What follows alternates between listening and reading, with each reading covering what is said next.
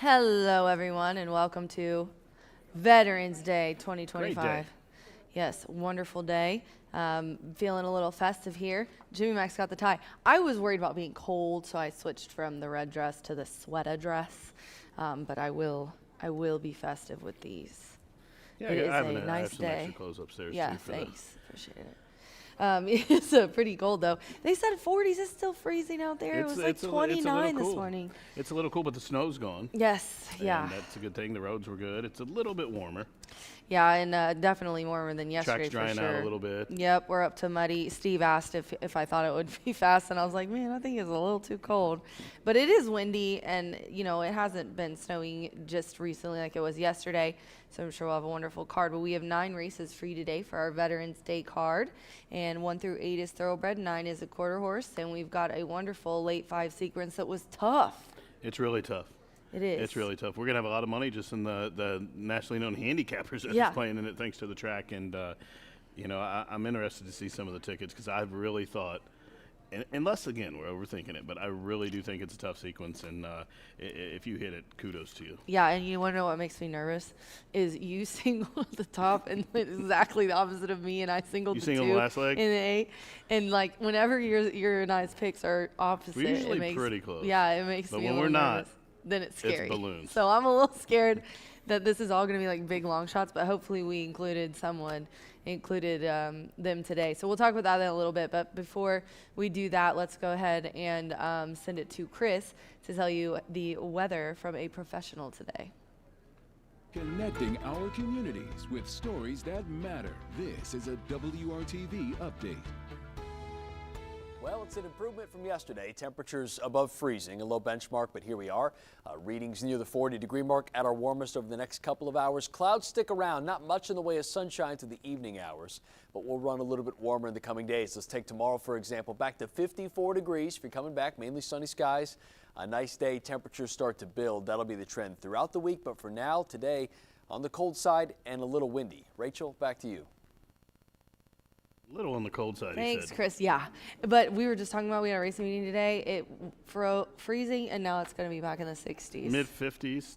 Next week, I think, in the 60s. Not that that's going to affect us because we're done on Thursday, but Thursday. Long day Thursday. Got a great card to close out the show on Thursday with that special post time. yes. And thank you to Fernando de la Cruz. I just said this also in the meeting. Just top-notch effort from him to make my life easier on Thursday. No math on Not that it's Thursday. all about me, but yeah, texting Jimmy and being like, okay, so how many mounts does he have in and how many weighs he is really, really nice. little- Mathematically eliminated, saved your day. Woo! Fernando, the real MVP. And Klopp's mini in front. I appreciate you and Klopp's mini in front. And good thing Randy's mini in front because Aaron West had a triple yesterday. I looked at that third race he was in, and I was like, that dude woke up and said, I'm just going to put all the ones I got to win this last week Get some on shipping the money. same day, some Yeah. shipping money. And he got it. Let's start in the second race with the number 6, Foxy Justice, Mr. Fernando de la Cruz. This is one of his 3, and just so you guys know, that's 7 in the past 2 days. Yeah, that's Foxy Justice to the outside in the Red Silks. Came with a flurry down the center. Luna Diva, and She's a Whirlwind, the 2 Duran pieces to the inside. But this is one of the very small handful of horses that closed from that far back yesterday, and she did it really It did impressively. not happen. It always is like this. It's been cranked for speed, but when it's wet, boy, is it ever.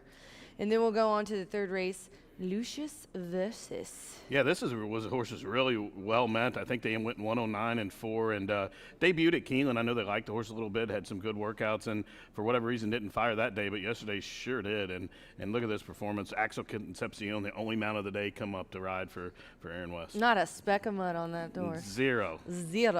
And then we'll go on to the other one of 2 of 3 Fernando's wins.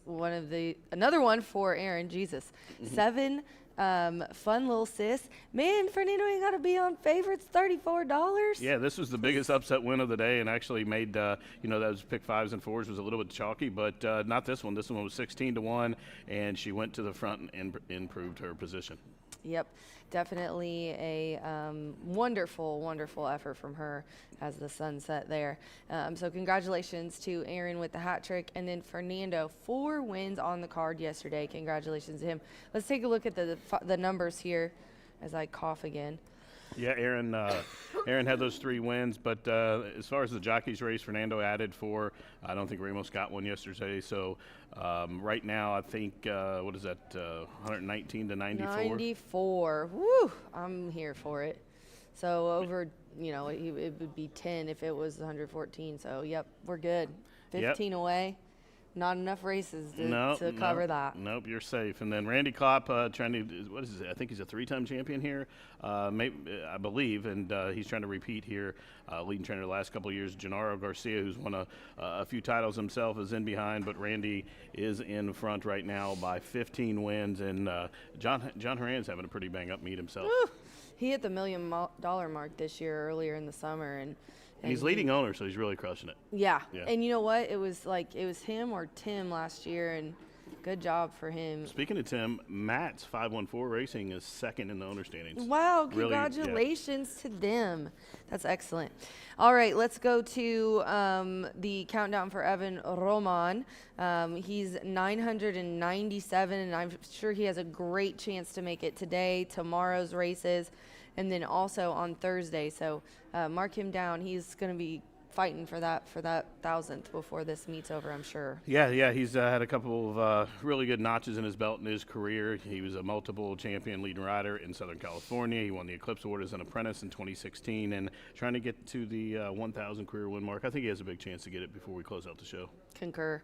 And then let's talk about today. We have a lot going on. I want to first and foremost give a shout out quickly. We'll go over all of these in between the races is kind of like a winner's circle thing, but we're moving everything upstairs due to the weather. So Jimmy Mack will do the regular winner's circle and then toss it to your girl, and I'll be down here with Eric and the veteran. So 1 is the military hero Warren Red Upton. Race 2 is dedicated to Horseshoe Indianapolis security team members. You'd be shocked how many have served.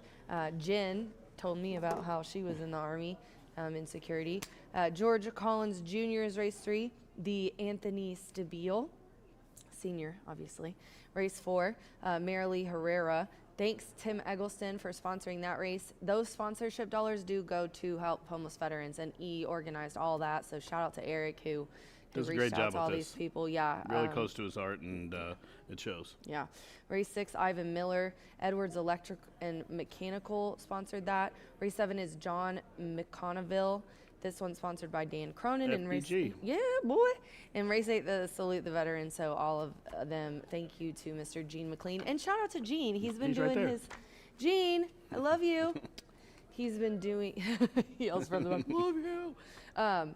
He's been doing all meet, and it was his idea. He offered to do this. He's been doing a play of the day where he's made a play that will be 100% donated to charity, and he's given us those daily. I'm just so thankful, almost daily. I'm so thankful for him and all of the proceeds donated. Yeah. So good for him. And so other than that, we've got a lot of stuff going on. A lot of stuff going on. I have a question. Hit me with it. I was walking over here to get something to drink earlier, and I seen that lawn jockey on the stage. Yes. How do I bid on that? You can bid on that. I actually just sent Eric a text. He is going to tweet out the tweet. I got a text. Oh, good job, boys.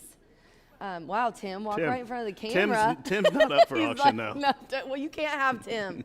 He is literally invaluable and priceless to us here. So, but yeah, the lawn jockey that Miss Christine Hallstrom, who I tell you guys every time I say this, she's the MVP of the team. She's not even on the payroll. She's over here setting up flags and furniture. She painted the dang lawn jockey. So Eric is going to put it on X, and you can donate live, bid live. I just sent him a message. RJ Murray, I got your message. We are working on it right now. Eric's the boss, and when he puts it out, he puts it out. I will be sure to pin the post on the top of my X account. So head on over to X. Just make sure to keep me, Eric's, and probably the Horseshoe Indy one up. But the original post, even though I repost it, don't comment on my post. Comment on Eric's original post about the lawn jockey if you would like to bid online. We definitely want to raise as much money as possible. We already have a bid. It just popped up. We did? Yeah. Oh, it did? Somebody just texted me. Look, Gene. Jimmy Mack has got my, $300 on the jockey. All right, Eric, we're kicking off the bidding at $300. It's $300 bid now for. Yeah, do it. No.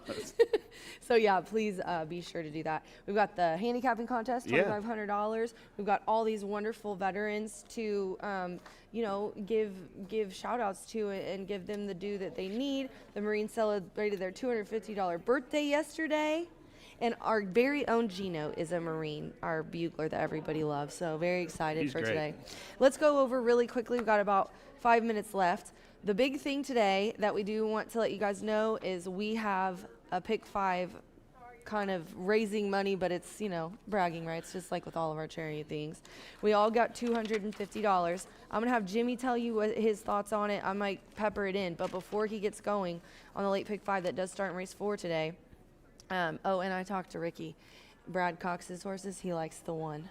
In the opening leg? A little bit more. He said he likes both of them, but he likes the one a little bit. So we can talk about that. Brian, shout out to these people, these handicappers. 15 of us. $250. What's that math? $250 to Brian Aragoni, Steve Bick, Matt Carruthers, Dan Cronin, Scott Ehlers, Nick Hines, myself, Gene, Jimmy Mack, Jenna Otten, Louis Rabot, Anthony Stivile, Andy Biancombe, and Anonymous Dan. So thank you guys all. I just texted Andy today and I said, hey, me, you, and Jen are the only ones representing the ladies, so LFG. Let's get this. Let's kick some boy butt. Tell us what you think about the fourth race. I hope we stand tall here. So good luck to everybody involved. Again, like she said, we're putting together a $250, spread out on these tickets. And I think it's a tough sequence. Starts in race 4. Rachel gave the inside from the Cox barn. He's got the 1 Horse of the Sea and the 7 Vamos Ya in there. I'm going to take a stand in there, and that's on my ticket. If you follow along on social media, you'll see I'm going to single in there, number 9, Grand Mahogany. Yeah, he's singling Grand Mahogany, and I went 179, and so did I've got Andy's ticket, so I'll give, she's the FanDuel analyst, and she went 179 too. So definitely, but you got to make a stand with $250. Somewhere you do $250. It sounds like a lot of money, but this is a challenging sequence. We have a couple of maiden races, as we're going to talk about, that has some 2-year-olds. A lot of them unstarted. Some of them never went the distance. It's questionable with the surface being a little off today. And race number 5 is the second leg, which starts our $1 Pick 4, and that's a spread race for me. Yeah, me too. I mean, I went the deepest in this one. These 2-year-old maidens and even the 2-year-old allowance, I would say this one's the toughest, and then that one. And I think, and Andy went all. I have almost everyone in here except maybe 3 or 4, but it's just a tough race. I got just a weird feeling today about Ed Moger's horse, Royal Sapphire. I put that one in at 21 because with first-time starters, the way the weather is and the track is, you never really know. It's honestly, I get it. I used it too. I mean, I know a couple of people probably going to go short in here. Vaporizer. You do have to take a stand. All the money's probably going to be on Vaporizer in there. Chris Amy for Britt, but I think you need to spread there. It's babies in the off-going. Babies in the off-going. A lot of them were probably trying to get in. That race is off the turf. So I was tickled to death that only one of the horses scratched because when I was talking to Bick yesterday, I was like, we don't know who's going to be out of here, and there's a little bit of off-turf or off-track form on those inside horses. A couple of them have some, and a couple of them have decent Tomlinson ratings there in that race. But definitely a wide open race. That takes us to race number 6. And race number 6 doesn't get any easier. That's the race we're going to honor Ivan Miller from the U.S. Navy, and it's an Indiana-bred conditional race for $5,000 to go a mile. And Rachel, I'm using all but 2, and that goes against my rule. But with the budget, I had to throw out somebody because normally if you're using more than half the field, you don't have an opinion. Just buy the race. Right, exactly. Budgetary reasons, I tossed the 1 and 4. I'm using 2 through 9. I had all in that maiden race in the last one, and I had to toss a couple that I thought were, tossable, for lack of a better word. But I think that's same probably for me, man. The most wide open race for me. I wouldn't even be shocked the horse to the outside. I've been on this horse since Steve claimed the horse, looking at Justice a few times, and just hasn't showed up. But he claimed it with his own money. He still has the horse. So Ramos picks up that mount. There is a jockey change today. I put that one in there too. I just had a feeling, with the 10, and surprisingly, our girl Andy leaves out her possible. Inside info? Yeah, Did we yeah. toss? I know. Change What are we tickets? doing? Like, hey, how you doing? Andy doesn't even have her boyfriend's dad's horse in there, so maybe we shouldn't have included the The tent. banker's in the house. You know the banker? The banker, yes, Yes. I do. We've Yeah. got everybody in the house today. I Yeah, like they're to all see the it. Pick 5 challenge. This is not the Veterans retail day. Day. This is the degenerates day. Is well, what this you know is, what? and I love it. We fit right in. Yep, exactly. On to the 7th. This one, a starter optional claim for 8. I don't even know, dude. Steve has texted and tweeted a couple things about our little long shot here, retail therapy, and that one I had to include. With the 7 and the 11, I think Beach Kitten's going to do well, and what's cracking kind of interests me on the outside. Yeah, this is another race where I thought I needed to take a stand. That's the John McConville from the U.S. Navy sponsored race. Now, Beach Kitten is a horse that I really, really thought about singling. She's been facing, and she's been actually second to a horse named Night Kiss, who's an absolute freak, probably the best starter horse in the country. Yeah. In fact, she's won a few races here this year. Just I was went to gonna say, Churchill the she other rode day. Ran here nicely. She's eligible for 5 starters. She went to Churchill in a quarter starter the other day and won off well. I think got the lion's share, was about 45,000 to the winner. So that's a horse locally here for Tomas Medina. But Beach Kitten's been running against her and faring very well. She got a couple of wins on the off track. Jamie Grubbs is the trainer of that one. That's the horse I'm going to key off of. Yeah, and then you see, Did and you use then a couple in there? yeah, I did. If I was adding, maybe the 1. I could see making a I case like for the the 10 and 1. 11. But Yep, and those 2 on the outside. The only one I'm afraid. Did I have? I can't even remember. we I should sent have it to asked you. Eric if we could have put our We 250 should together have. and made a $500 ticket. Dude, we should have, because we would have lined up pretty well, except for the first and the last leg, and then then we could have would- we could have covered with the rest of the money. Yep. Bro, you're a genius. I don't know why. Yeah. Me and Andy went 7-10. I did add those 2 on the inside. Did you? That's what kind of put me over. I had to get rid of the all earlier because I don't know, those 2 on the inside kind of made me nervous. But I did leave out Mitch on literary, and I think that was the only thing that if I would have had more money, I'd put the 10 in there. Get rich with Mitch. Bet Mitch, get rich. And then me and Andy singled the 2. But what'd you do in the 8th race? This is an allowance, and I will tell you guys that both Molly's Potion and Hot Middles scratched today in favor of running in with the state breds on the allowance that is on Thursday, I believe, in race 3. Yep. It's I think a 3 other than, and 9 winners, a 5 optional race on Thursday. But Ease Magic, I think a lot of people probably are going to single. The horse ran such a hard race last start and coming back a little bit quick. She was off all that time, and if she runs out the screen and wins, I'm not going to be surprised. But I just thought she may be vulnerable, and she's going to be really short price. And I think if a lot of people are single, I wanted to have a little bit of coverage, so I actually went 4 Good deep. idea. I was thinking that. I'm like, please, God, don't let us all single to the 2. No, I used 4 horses. I used the inside horse, All Fat right. Chance, who has the inside, has a little bit of speed, but I think was going to get outfooted early and could maybe come running. So I used the 1-2, 4 Click is in really good form for Heather Iron on a 3-race win streak. Horse likes the off-going. And then a horse that's not an Indiana bred, but I'm using the light bulb angle with TMA, number 5, Contorted from the Amos Barn. Oh, that one had good. I put that one in my top 3 on my. I think picks. Has good closing kick. Yep. There's a lot of speed in the race. And Tom knows when his horses are gonna run well, and he knows the track really well. Even though he hasn't been here a few years. Love seeing him back this year, don't you? Yeah, but he's come back a handful of times this year, multiple leading trainer here over the years, and at our sister track as well. So I'm that hoping one's E's 8-1. Magic. Eric Holstrom gets me good luck today. E's Magic. That's what it's named after, E. Eric. You didn't know that? That's your single?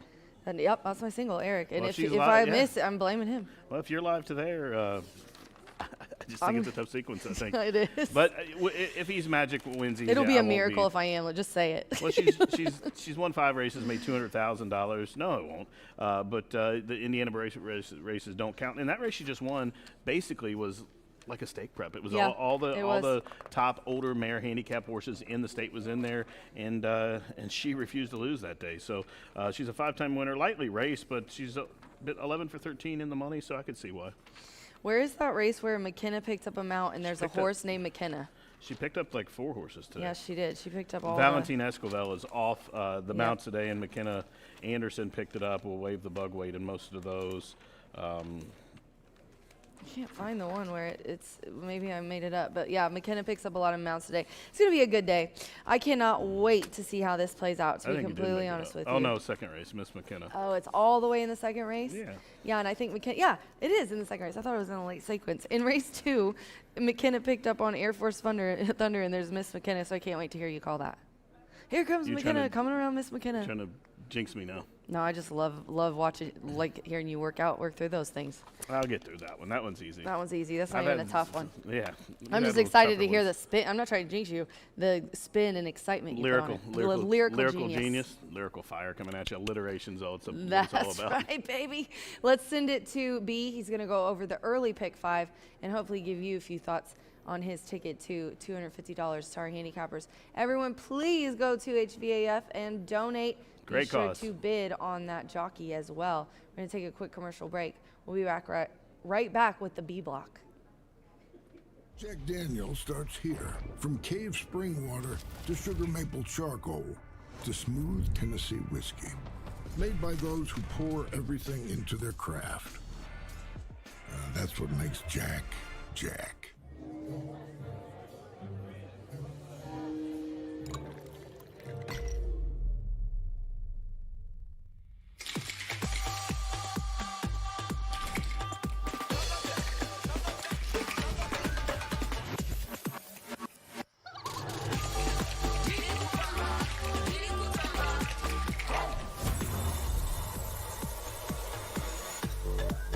Tequila Herradura. Extraordinary awaits.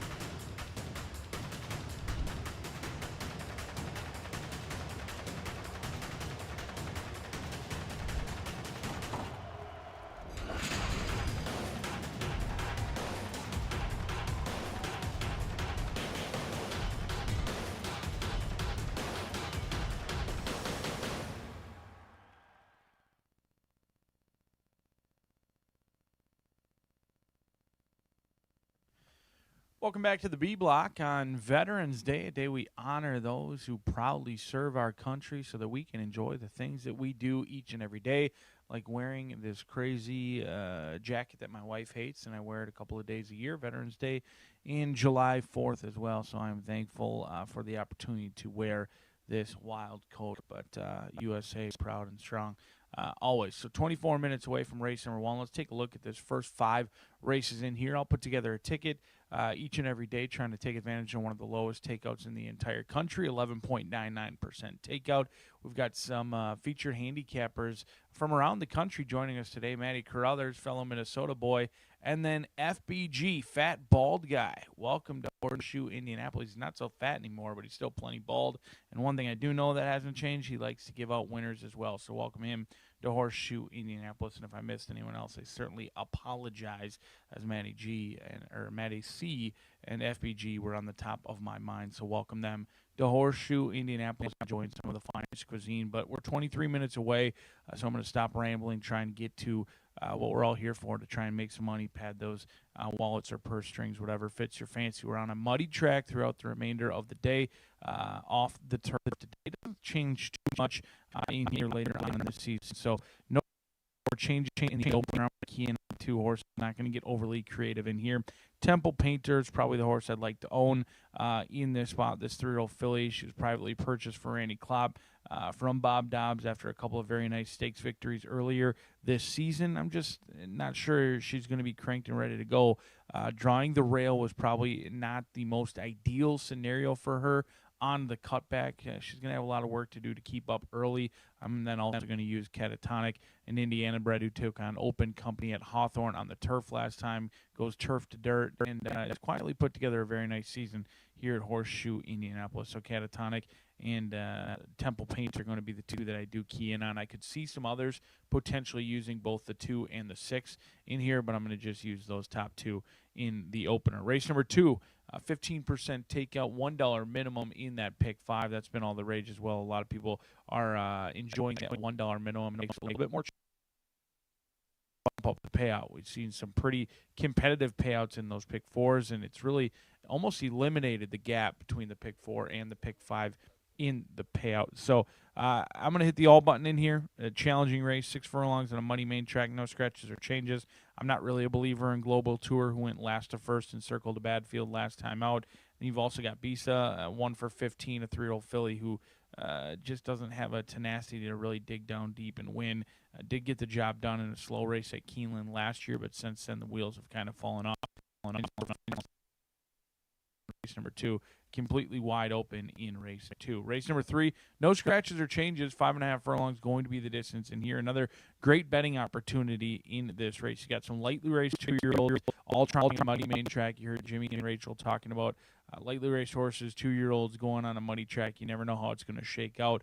I'm going to go deep again. Race 2 and 3 could be a great daily double opportunity, as I'm going to go deep 1, 2, 5, 6, and 7 in race number 4. This is where we're going to start to narrow it down just a little bit using the Brad Cox horses along with Grand Mahogany. I know Jimmy is singling Grand Mahogany.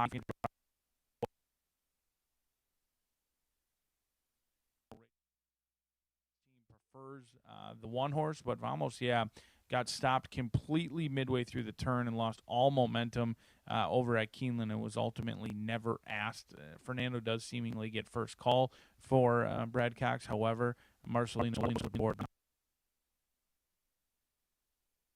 9 in race number 4. Before we move to the off-turf event, I was very impressed. Cairo Prince ran a huge race, completely missed. That's not a spot you want to be for 2-year-olds on our track. They were loose reined. They were midway through the turn, shifted out 5 or 6 wide. I didn't think they were going to have any run because they were kind of loose reined throughout and came with a huge closing kick, galloped out very well. A horse who is incredibly green on debut, has every right to continue to improve. And Brittany Vandenberg, while she does a lot of things right, the one thing she doesn't always do, and that's win with first-time starters. She's only 2 for 28 with firsters. I think there's plenty of upside with Vaporizer in here. Not sure any of those first-time starters are going to be able to handle Vaporizer on a muddy main track now that that horse has experience. If they can stay close early, I think they will be a winner in race number 5, which kicks off today's Itoba Pick 4.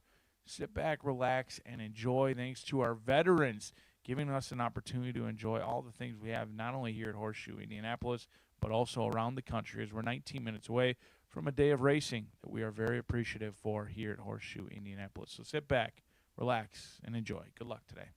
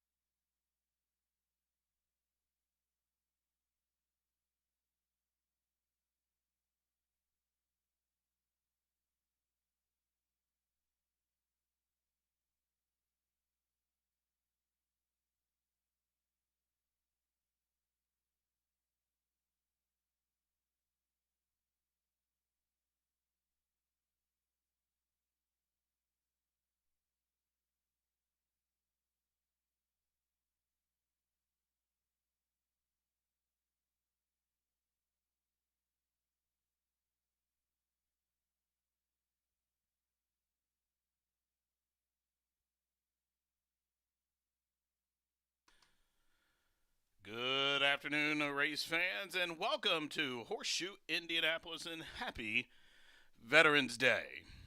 Ladies and gentlemen, as we salute the heroes this afternoon, we appreciate you coming on out and supporting the wonderful cause going on, and all the proceeds going to HVAF and all the fundraising efforts here as we salute and honor all of our veterans. And great racing today here at the track. If you'll take out your racing programs, I'll go over today's late program changes. 9 races on the program this afternoon. The first 8 for the thoroughbreds, the 9th and final, that 400-yard quarter horse dash for the cash. The main track is muddy. We are off the turf, and here are the program changes. Race number 1 to kick off the 50-cent early pick 5 is clear. No changes in race 1, where we will honor Red Upton.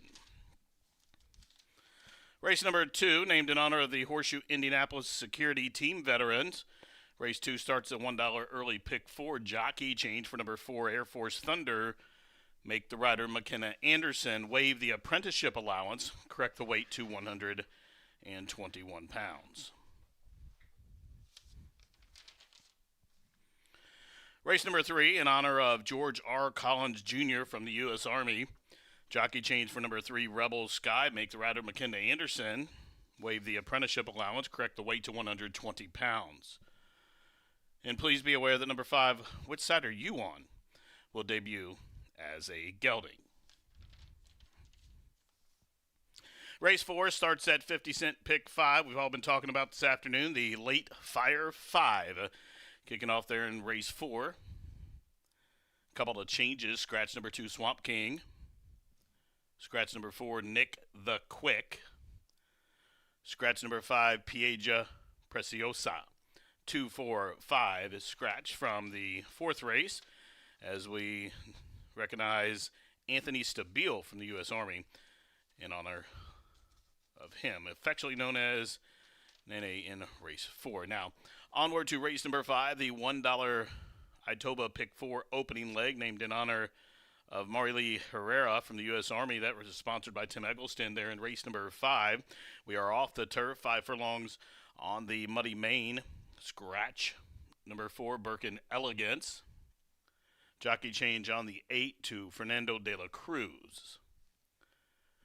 Late rider change now just in on number 10, Rose Parlor. Make the rider Manny Esquivel. Esquivel on the 10, Rose Parlor in the 5th.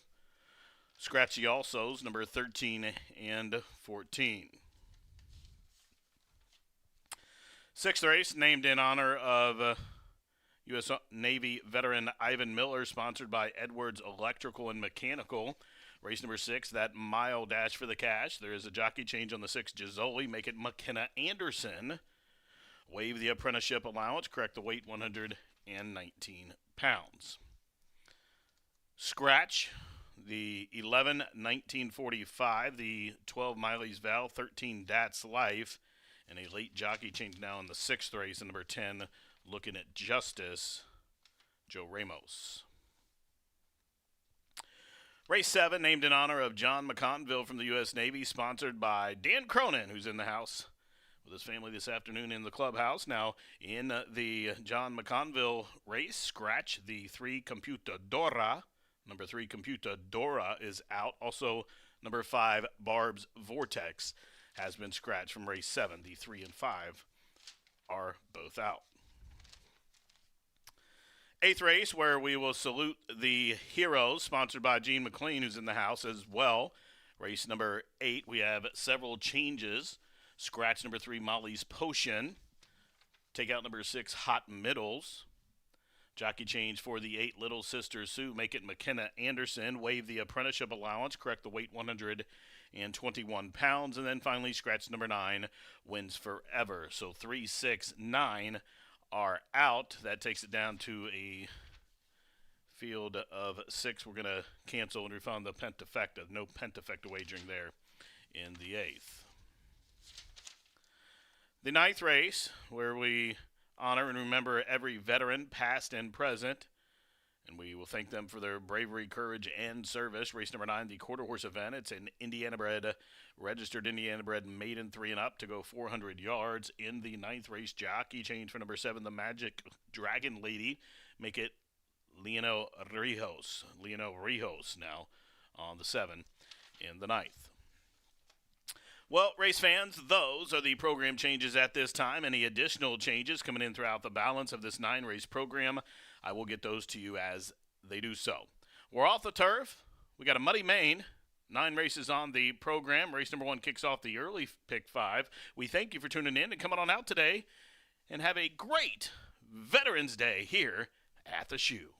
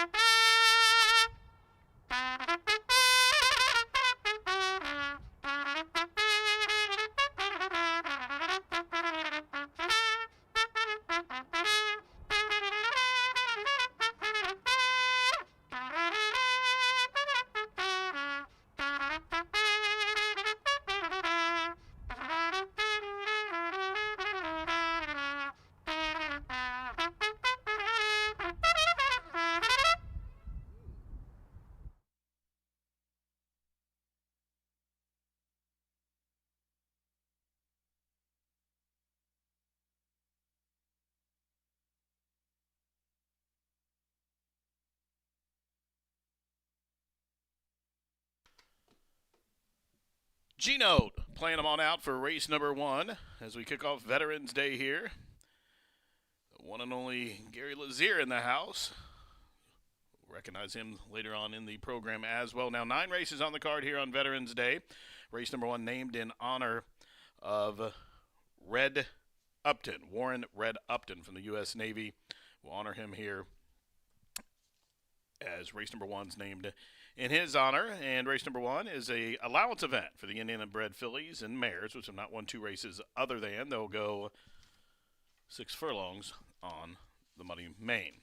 Race number 1, no changes, 7 to go. Win, play, show, exacta, try, super, daily double, kicks off a pick 3, and kicks off the early 50-cent pick 5. Post time in just a couple of minutes.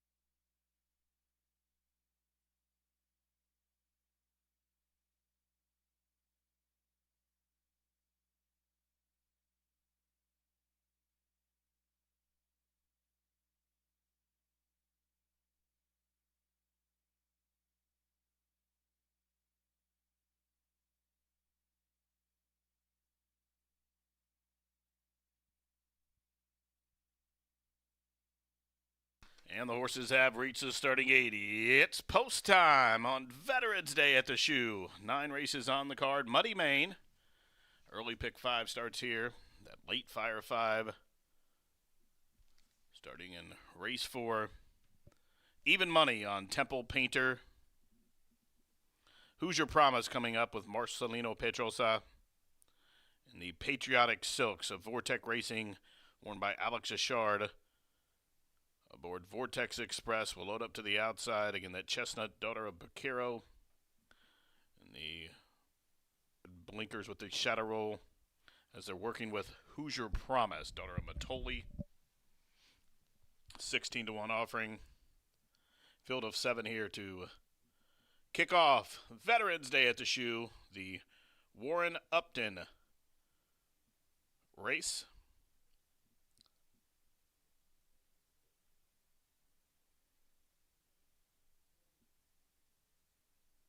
Still working with Who's Your Promise.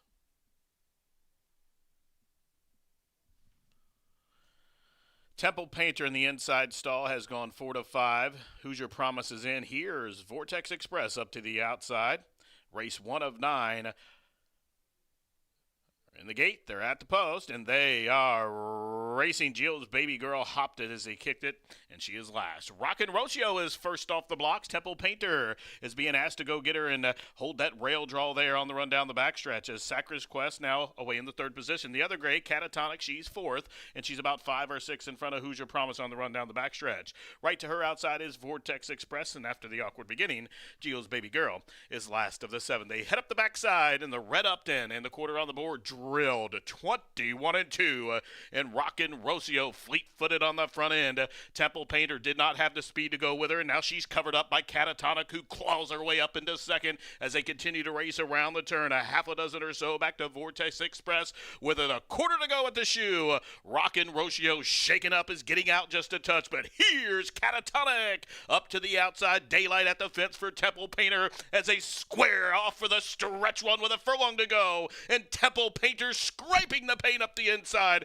Catatonic made that wide move. Meanwhile, still fighting on is Rockin' Rocio, 1/16 to go. Temple Painter trying to hold Catatonic. They race down towards a wire. Temple Painter, Catatonic, Temple Painter for Klopp into slop. Starts them off in winning fashion as a 4 to 5 shot gets home to start the pick 5 in 110 flat.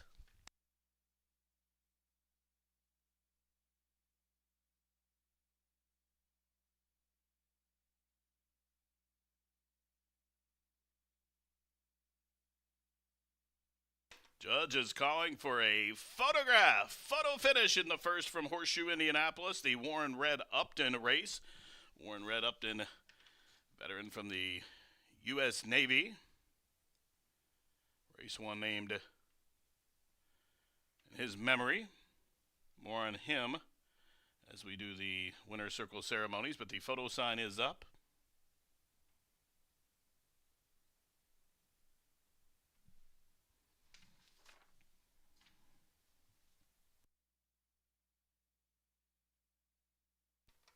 Photo sign comes down, and Temple Painter, who made that winning move at the top of the stretch where Rockin' Rocio opened the fence, and Joe Ramos pointed that 3-year-old daughter of Painter's nose right in there, and she went on through, and that proved to be the winning move because she prevails in this tight photo here. Number 1, Temple Painter posted as the race winner. 2nd, number 5, Catatonic. 3rd, number 2, Rockin' Rocio. And 4th, number 3, Gio's Baby Girl. 1-5-2-3. 1-5-2-3. We started off with a 4 to 5 shot. Over 5 to 2, over 5 to 1, over 16 to 1. The 1-5-2-3 superfecta on the board is unofficial.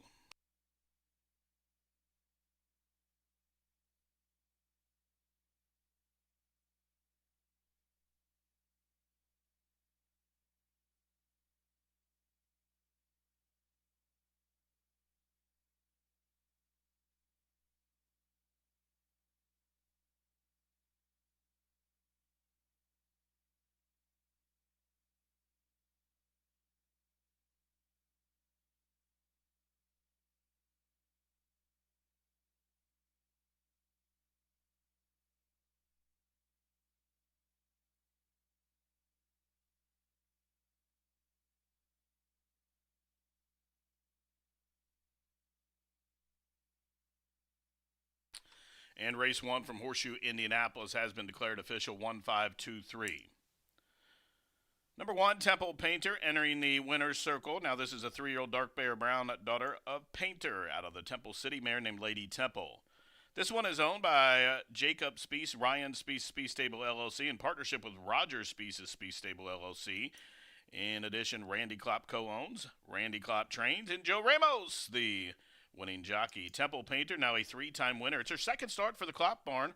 They purchased this horse privately out of the sale here about a month ago, and gets rewarded today as she exits the 2 other than condition here in 110 flat. Now, Temple Painter, bred here in the Hoosier State by the late Jim Edgar.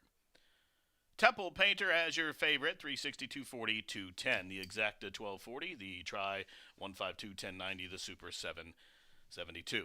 Now, race 1, folks, was named in honor of Warren Red Upton from the U.S. Navy. And as always, we begin this day with a salute to a significant military hero who passed within the last year, and this year's honor goes to Warren Red Upton, who was the oldest living survivor of the 1941 attack on Pearl Harbor.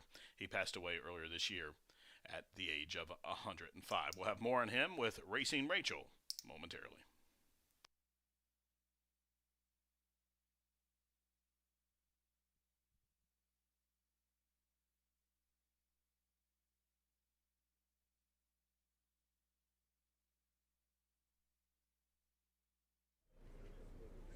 We begin this day, as always, with a salute to a significant military hero who died within the last year. This year's honor is to Warren Red Upton. Warren was the oldest living survivor of the 1941 attack on Pearl Harbor. In December of 1941, Warren was assigned to the USS Utah, one of the 7 ships that were sunk on the fateful December morning. Warren was shaving when torpedoes hit the Utah, causing the ship to list and capsize.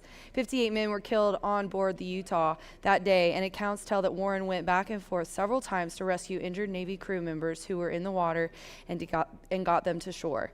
Once they were on shore, he then carried the injured men into a ditch and took cover from the attacking Japanese warplanes. If that wasn't enough, he served in the Navy for the remainder of World War II and then went right back and served again in Korea.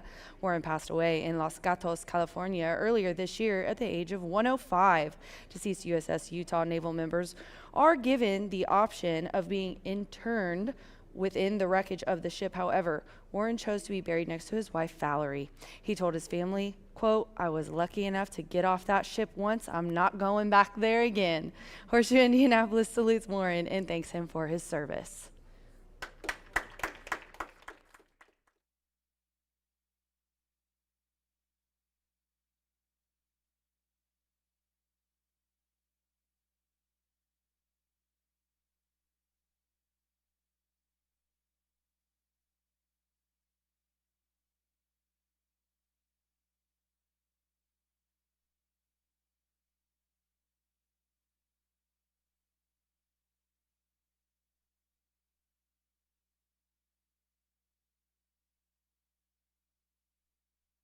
Post, and they are racing. Jill's baby girl hopped it as they kicked it, and she is last. Rockin' Rocio is first off the blocks. Temple Painter is being asked to go get her and hold that rail draw there on the run down the backstretch, as Sacra's Quest now away in the 3rd position. The other gray, Catatonic, she's 4th, and she's about 5 or 6 in front of Hoosier Promise on the run down the backstretch. Right to her outside is Vortex Express, and after the awkward beginning, Gio's baby girl is last of the 7. They head up the backside, and the Red Upton and the quarter on the board drilled 21-2, and Rockin' Rocio fleet-footed on the front end.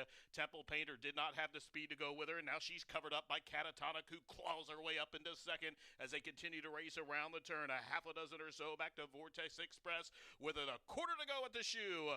Rockin' Rocio shaking up, is getting out just a touch, but here's Catatonic up to the outside. Daylight at the fence for Temple Painter as they square off for the stretch one with a furlong to go, and Temple Painter scraping the paint up the inside. Catatonic made that wide move. Meanwhile, still fighting on is Rockin' Rocio, 1/16 to go. Temple Painter trying to hold Catatonic. They race down towards a wire. Temple Painter, Catatonic, Temple Painter for Klopp in the slop. Starts them off in winning fashion as a 4-5 shot in the gate.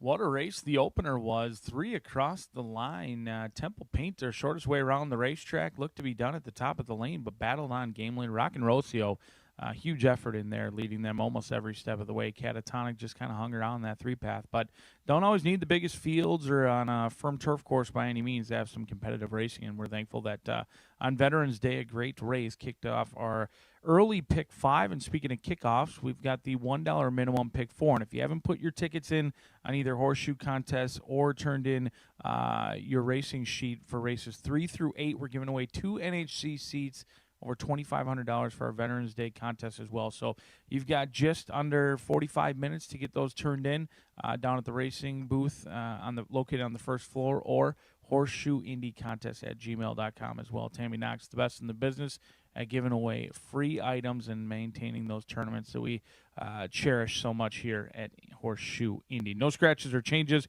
Kicking off today's $1 minimum pick 4, 7 of them going to the gate, 6 furlongs in here.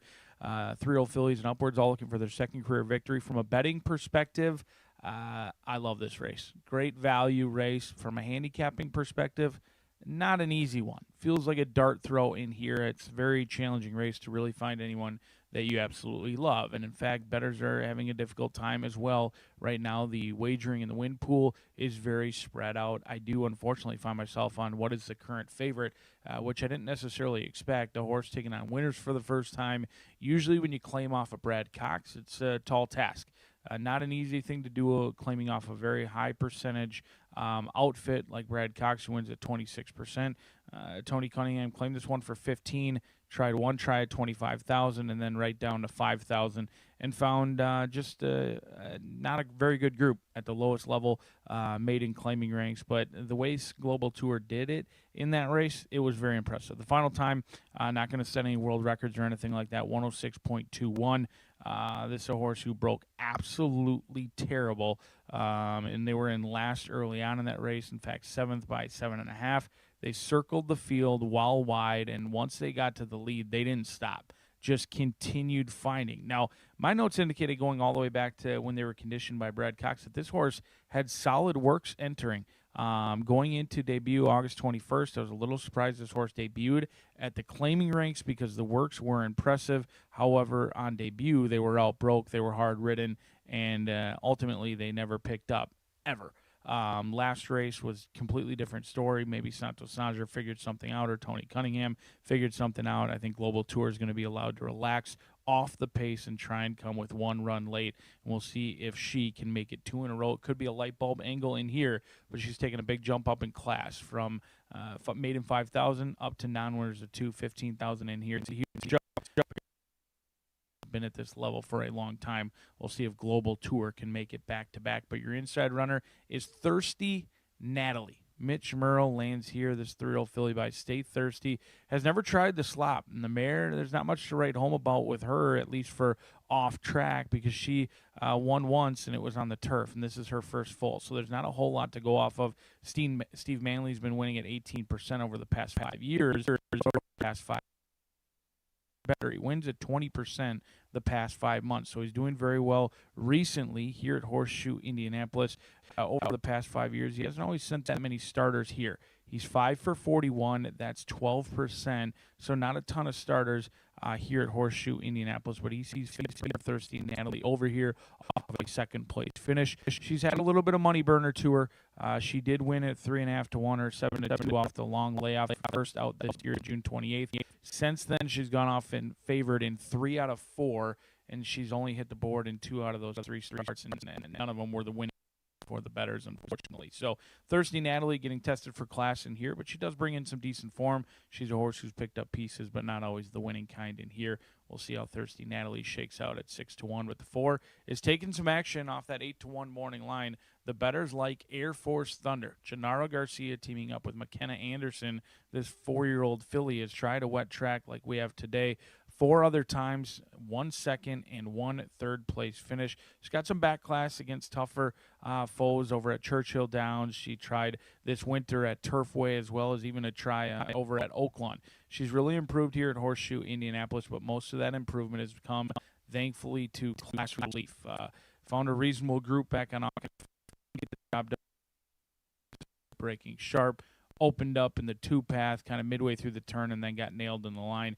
Came right back at a very similar level, cutting back from 2 turns to 6 furlongs, has speed and therefore a big chance. However, since they got that elusive first victory, Winners has been much tougher. They've been sucked into a hot pace on the turf course, going sub 46. Last time back on October 7th on a sloppy track, they opened up. They looked completely gone. They were letting it rip on the front end. The pedal was to the metal throughout and just got nailed on the line. And then last time out going a mile. So this horse has route speed. Will they have enough speed to be contesting the pace early on? That's yet to be seen. You do get McKenna Anderson in the saddle in here for Gennaro Garcia. Gennaro wins races, and he wins at a very high clip over the seasons here at Horseshoe Indianapolis. I think this horse is in with a big chance. However, I did like this one quite a bit more at 8-1 versus 5-2. But if you're monitoring those will pays, I think that price is here to stay on number 4. Always recommend following those will pays, monitoring up, handicapping. If you just want to follow the will, it can do you very well in here. They would indicate that the 3 may be more live than given credit for. 8-1 on the board. Daily double.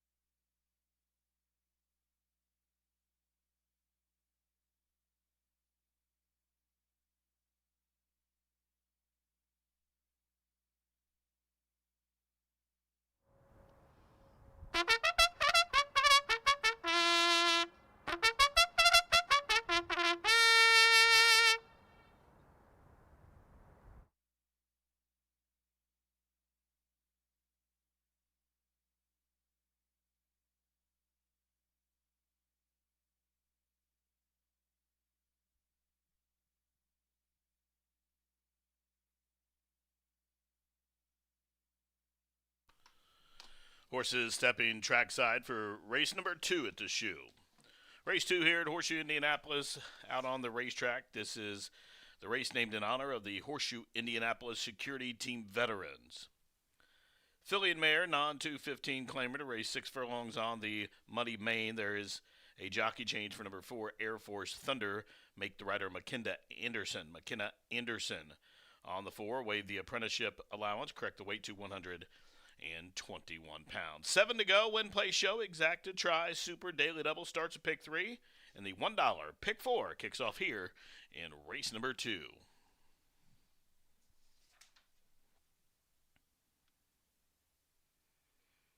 Again, ladies and gentlemen, race 2 here named in honor of the Horseshoe Indianapolis Security Team veterans. We are proud to have a large number of veterans here on our staff, and we're going to honor them here in race number 2 as it's named in honor of the Horseshoe Indianapolis Security Team veterans.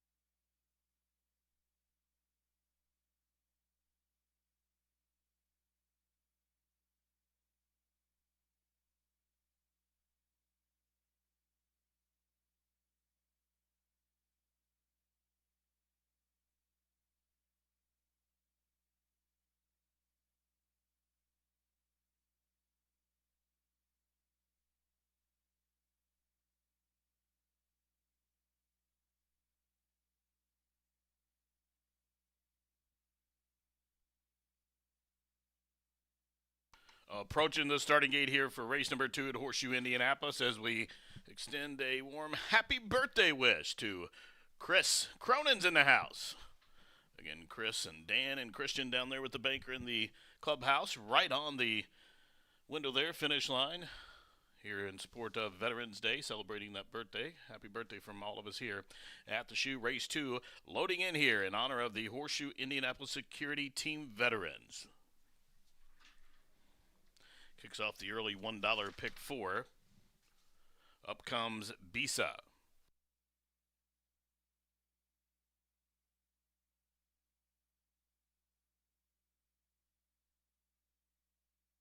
Bisa down to 5-1.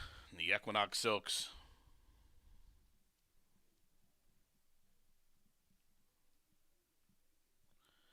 And Miss McKenna to the outside.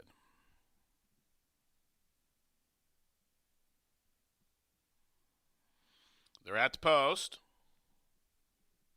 And they are racing. Good start for Air Force Thunder. Extreme Dream is flashing speed 2 up the inside. There goes Thirsty Natalie.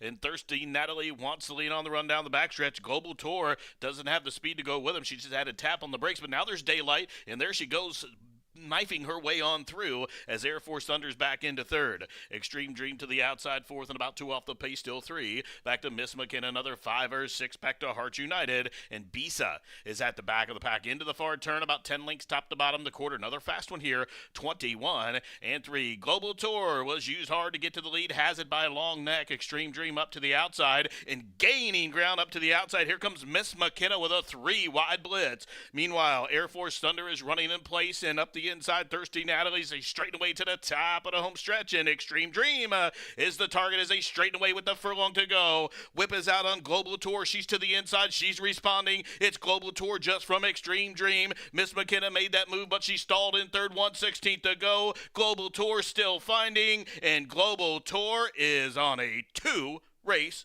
win streak. She won by about a length and a half. Extreme Dream was second, Miss McKenna third, and Hearts United got on track late, but she was no better than fourth in 1:11 and 1.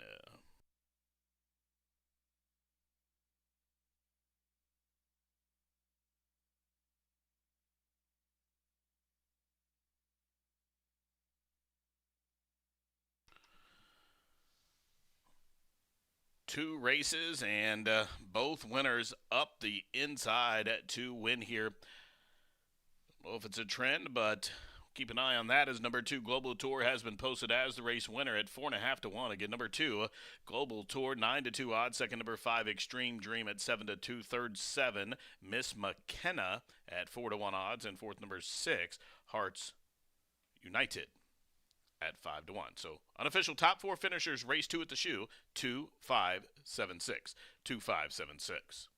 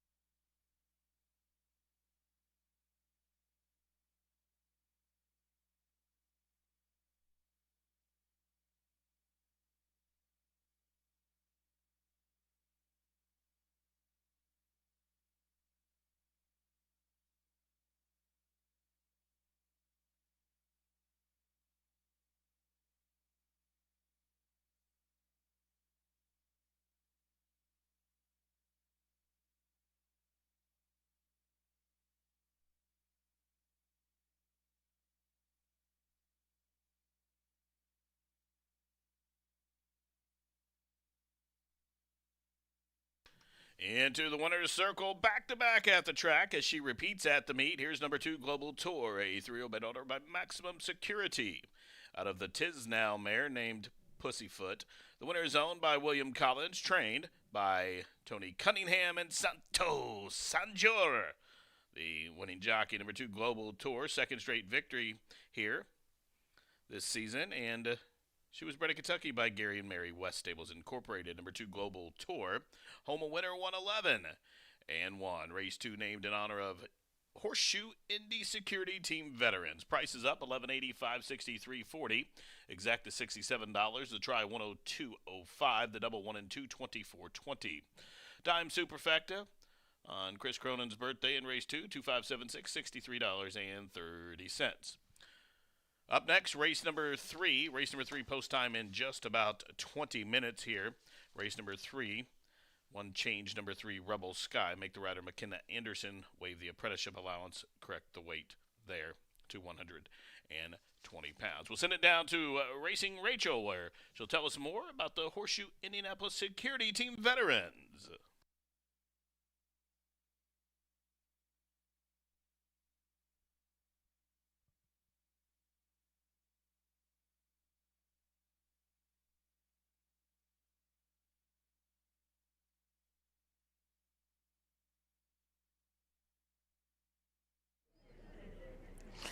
Race 2 is named in honor of the Horseshoe Indianapolis Security Team veterans. We are proud to have a large number of veterans on our staff, and not surprisingly, our security department leads the way with 12 employees who have served our country honorably in 5 branches of the military. In the clubhouse today are several veteran members of the security team who are able to join us on this very special event day. They are Matt Vassar, our Director of Security, who served in the Army. Matt has been with this racetrack and casino for 17 years and has been an excellent mentor for the staff. In addition, the following team members served as well. If you are present, please raise your hand so we can acknowledge you. John Atten, the Navy. Mike Hale, Army. Our Jockey's Room Security Officer, Cole Jarrett. Raise your hand, Cole. Wave. Good boy. He was in the Marines. Ed Kuhn, Army. Jennifer Manning, Army. Gary Oldman, U.S. Coast Guard. Paul Smith, Army. Terry Thurston, Navy. Al Tilford, Army. William Toms, Army, which is his birthday, William Toms. He's our Winter Circle security guy, but he took PTO, deservedly so, on his birthday. Horseshoe Indianapolis salutes all of our security team veterans and thanks them sincerely for their service.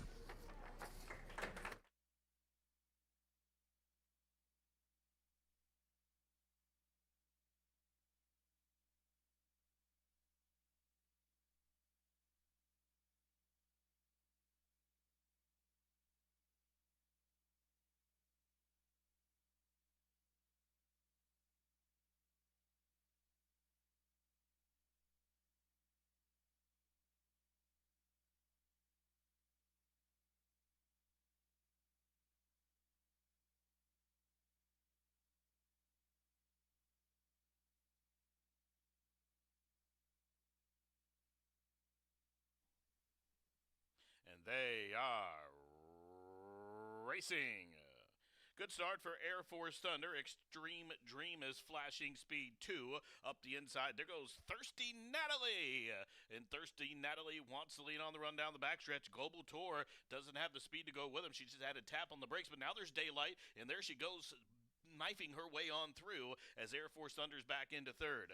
Extreme Dream to the outside fourth and about 2 off the pace, still 3. Back to Miss McKenna, another 5 or 6 back to Hearts United. And Bisa is at the back of the pack into the far turn, about 10 lengths top to bottom the quarter. Another fast one here, 21 and 3. Global Tour was used hard to get to the lead, has it by a long neck. Extreme Dream up to the outside and gaining ground up to the outside. Here comes Miss McKenna with a 3-wide blitz. Meanwhile, Air Force Thunder is running in place, and up the inside, Thirsty Natalie's a straightaway to the top of the home stretch, and Extreme Dream is the target as they straighten away with the furlong to go.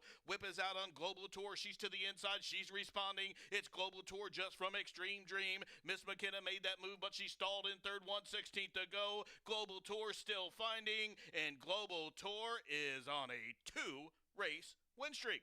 She won by about a length and a half. Extreme Dream was second. Miss McKenna third. And Hearts, they're at the post.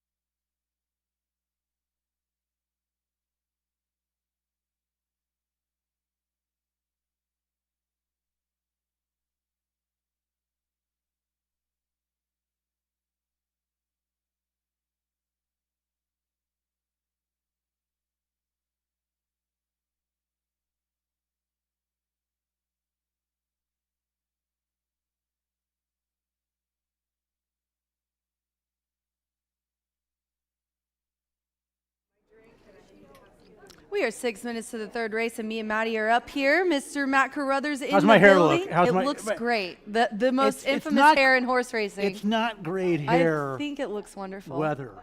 The 90s today. are back, we've talked about. So I know I'm kind of disheveled, folks. I apologize. He's been out in the paddock, even Yeah, I'm though I gave him outside a warm today, place okay? to sit. All right, I got the thermals on. Yeah, Today. I found out just last year he was born in Minnesota, so he should be able to take it, but I think he spent No, too much time in I was California. born in Boston. You were born in Boston, but but I grew up in Minnesota. there you go. Let's talk about this third How race, are you, though. by the I'm way? good. Okay, I'm so good. we'll chat We've off. only got We'll a few chat. minutes. Okay, we'll chat I'm after. sorry. I'm sorry. Yeah, let's talk about this race. You've got the 5 here on top, first-time starter. Which side are you on? I've got the 7, Mega Witch. Definitely an interesting race. There's some that are starting out maiden claiming, which is a move, here in this race. So tell us what you think about the 5. They're betting my selection, the 5. Which side are you on? Okay, so this is a Yep, there you go. This is a painter first-time starter. Mm-hmm. Okay, here's what I like. The dam, Aria Aura, Mm-hmm. won by 5, first out at Hawthorne. So, and this horse is a half to a colt who won second out in a state bred maiden special event here Oh, last year. nice. So there's win early pedigree with that guy. Right Very there. interesting. And the workouts appear to be pretty good Yeah, to me. they're nice. You see 48-2, a 48-1. I like that gate one on August 20th. Yes, and I like 2 gate drills for a first-time starter, ideally, and you have those 2 gate drills. You do have a gap in the works, obviously, from August 20th to October 25th, but then a kind of a slow on October 25th, and then kind of a put your game face on November 4th type of gate drill. So I do like the 5 in this race, but yeah, I can see the 7 winning this race too. Giant class drop, and will show more speed, I think, against this group. All right, those are our quick thoughts since we got on here a little bit late, but I do want to tell you, and there's a mass of followers here that are looking for Matt because he's. Oh, yeah. Yeah, everybody loves. I'm not joking. People come up to him more than anyone else. How are we you, do sir? want to Good to see you mention today.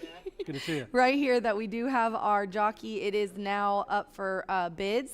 You can let us know bids here in the second floor if you're interested, and we will add those to the social media bids. So last I looked, it was spectacular. 600 already, but Really? now it's 1,000. So the highest bid for this is 1,000. Our very own Christine Hallstrom painted this bad boy. Really nice. Yeah, didn't she do a great job? She really did. She paints all our lawn jockeys, and I don't didn't know know how that. Eric pays her.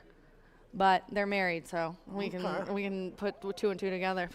She does so it go out of- she online does and it out bid. of love. She does it out of You- love for and us. you can see that. She does love us, and, you we can love see her. that. You can feel the love in this, can't you? Yes. So bid on that. My top selection, the 7. Maddie's is the 5 in here, a firster, and it's an interesting group. And next up, we kick off the pick 5. How do you think your ticket's gonna do? I'm going to win. Oh, obviously. I'm going to win. I'm going to win the early pick 5. And the we're late gonna pick 5. donate to all veterans. I'm going to need a wheelbarrow to get out of here. On my drive back to Lexington. 3 you have minutes one to here, post. right? You have We a- do. you I'll have a wheelbarrow. wheelbarrow? I'll wheel your Oh, butt out of okay. here. Don't you worry, Okay. Maddie C. Perfect. Let's send it back to the paddock, and then Jimmy Mack will be able to give you your post parade as they're still hanging out in there. A nice group of maiden claiming 25. Abbreviated going post parades, right? Seems like- Abbreviated. It's so 'Cause of the cold. weather. Yeah, 5.5 furlongs for these guys. Good luck.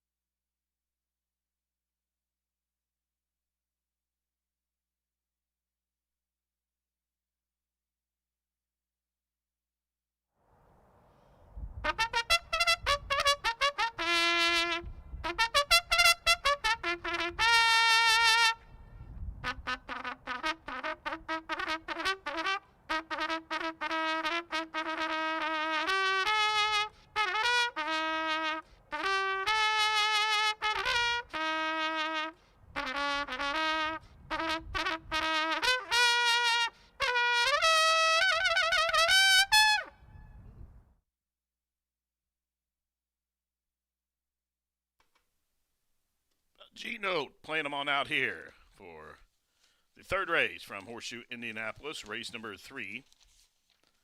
To go 5.5 furlongs is a registered Indiana-bred maiden 2-year-old race. 2-year-old claiming event, $25,000 the claiming tag. Now, jockey change on the 3, Rebel Sky to McKenna Anderson. Waive the apprenticeship allowance, make the weight 120 pounds. Race number 3 named in honor of George R. Collins. Central Indiana native, was a specialist in the U.S. Army. And we'll honor George R. Collins here in race number 3. Post time in just a couple of minutes. Win, play, show, Exacta tries Super. Daily Double starts at pick 3. Good luck.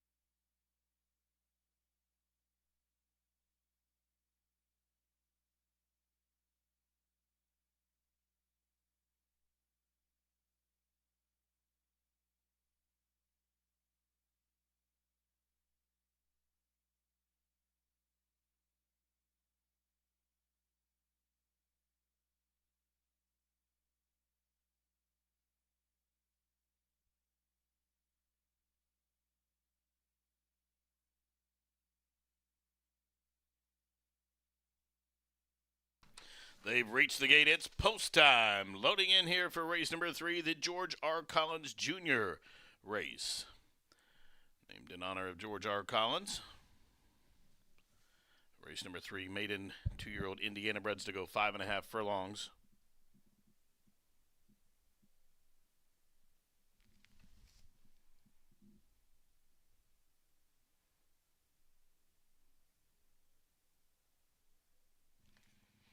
Which side are you on? Giving the gate crew just a touch of resistance here. Field of 7 to go, 5.5 furlongs.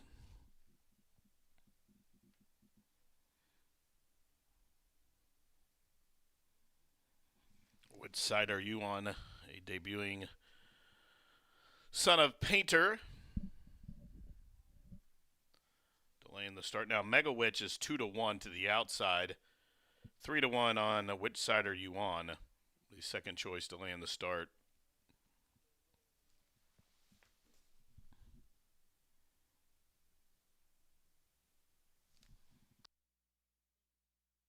Looked like Pedroza had enough of that. He's going to jump off and try to meet which side are you on at the starting gate. And which side are you on has relented, walking right up towards the gate.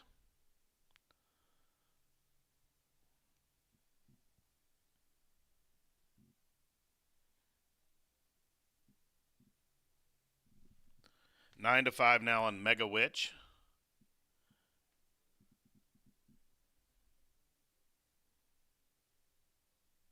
Mega Witch almost there. Good job by the gate crew. Mega Witch is in. Now Marcelino's going to climb back up in the framework and reunite there with which side are you on?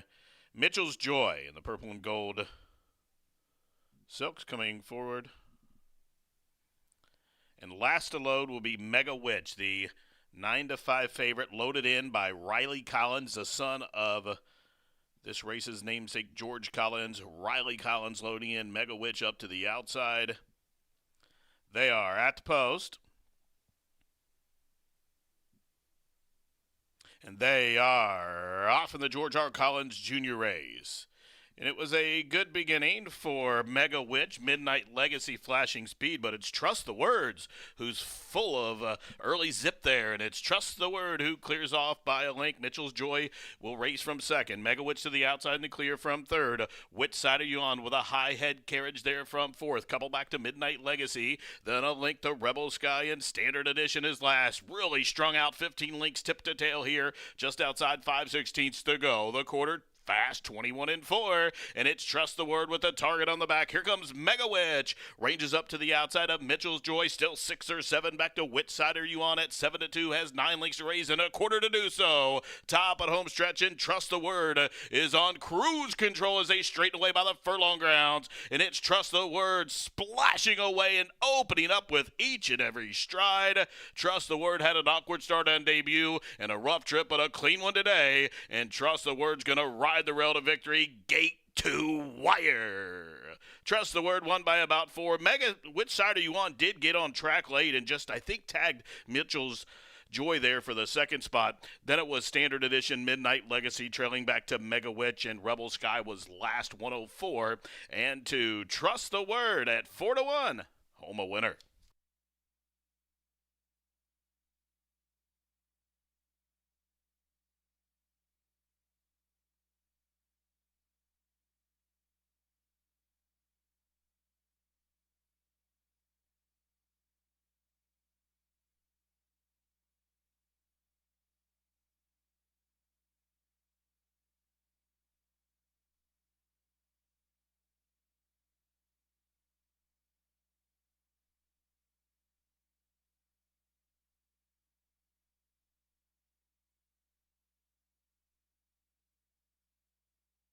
Judges posting the top 4 finishers in the George R. Collins Jr. race. The winner, number 2, Trust the Word. Second, number 5, Which Side Are You On? Third, number 6, Mitchell's Joy. Finishing fourth was the 4 Standard Edition, 2564.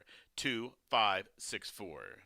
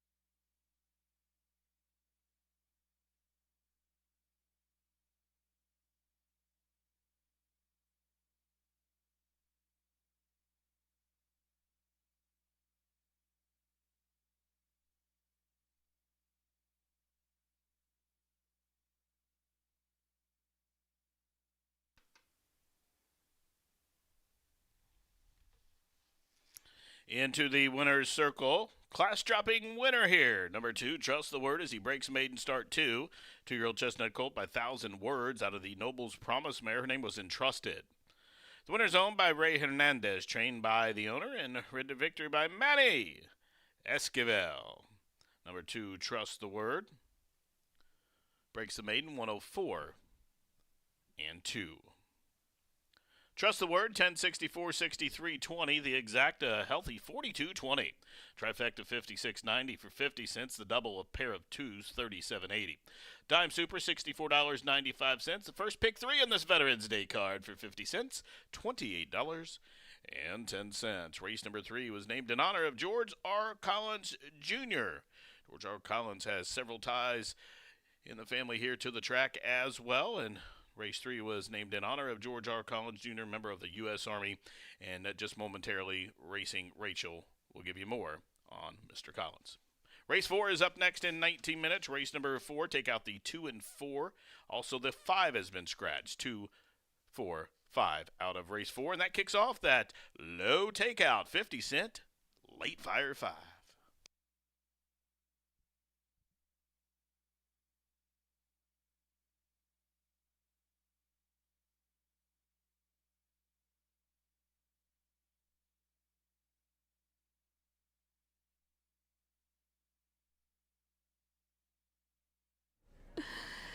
George R. Collins Jr., a native of central Indiana, was a specialist in the U.S. Army and served in the 409th ASA Attachment and 11th Armored Cavalry. George served honorably from 1967 to 69 and spent his military time in Vietnam in 1967 and 68.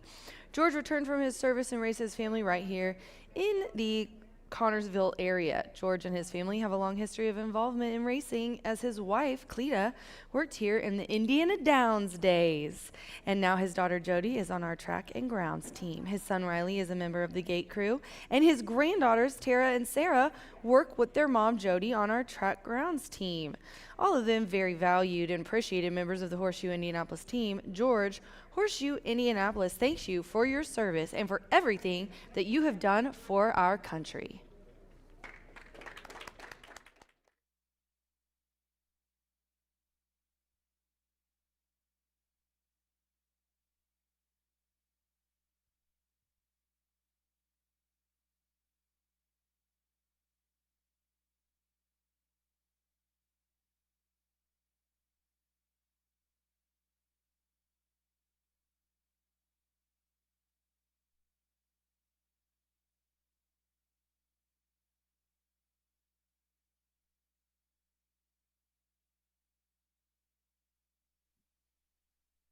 And they are off in the George R. Collins Jr. race. And it was a good beginning for Mega Witch, Midnight Legacy, Flashing Speed, but it's Trust the Words who's full of early zip there, and it's Trust the Word who clears off by a link. Mitchell's Joy will race from second. Mega Witch to the outside in the clear from third. Which side are you on with a high head carriage there from fourth? Couple back to Midnight Legacy, then a link to Rebel Sky, and Standard Edition is last. Really strung out, 15 links tip to tail here, just outside 5/16 to go. The quarter fast, 21 and 4, and it's Trust the Word with the target on the back. Here comes Mega Witch, ranges up to the outside of Mitchell's Joy, still 6 or 7 back to which side are you on at 7-2, has 9 links to raise and a quarter to do so. Top at home stretch, and Trust the Word is on cruise control as they straighten away by the furlong grounds, and it's Trust the Word splashing away and opening up with each and every stride. Trust the Word had an awkward start on debut and a rough trip, but a clean one today, and Trust the Word's gonna ride the rail to victory, gate to wire. Trust the Word won by about 4. Mega, which side are you on? Did get on track late and just, I think, tagged Mitch. And they are off in the George R. Collins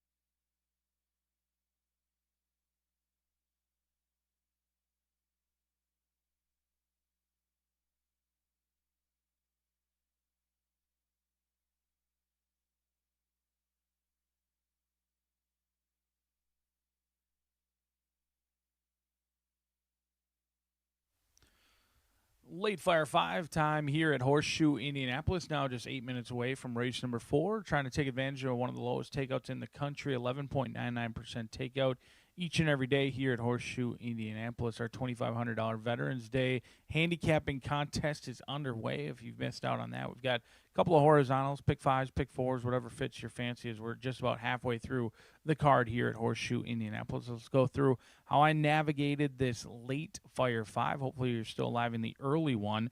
We kind of took the easy way out here in race number 4, using the 3 most fancied at the window.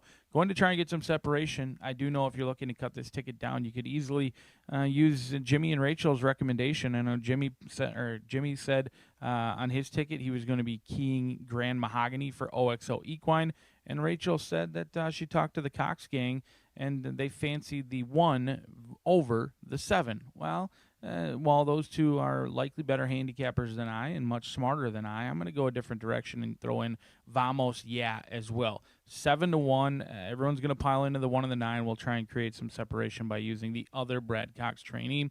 The homebred for Calumet Farm has a sneaky amount of trouble. Trip not only on debut, was last early, closed willingly late to get up at the shadow of the wire, but then last race, if you're sitting at home, I'd watch that October 11th replay from Keeneland, in which this horse got completely stopped mid-turn, lost all momentum, and Irad Ortiz knew there was better days ahead and simply wrapped up. This is not a horse that just got beat 37 lengths without excuse, had a disastrous trip, was moving well midway around that turn, picking off horses, and then ran up on heels and got completely stopped. I think that day certainly can be forgiven for Vamos Yeah, who was 11-1, in which Grand Mahogany was actually 15-1. So now it's the opposite, 1-2 versus 7-2. I'm going to use those 3 in this early portion of the pick 4. Race number 5, going to key in on 2 horses that I fancy the most.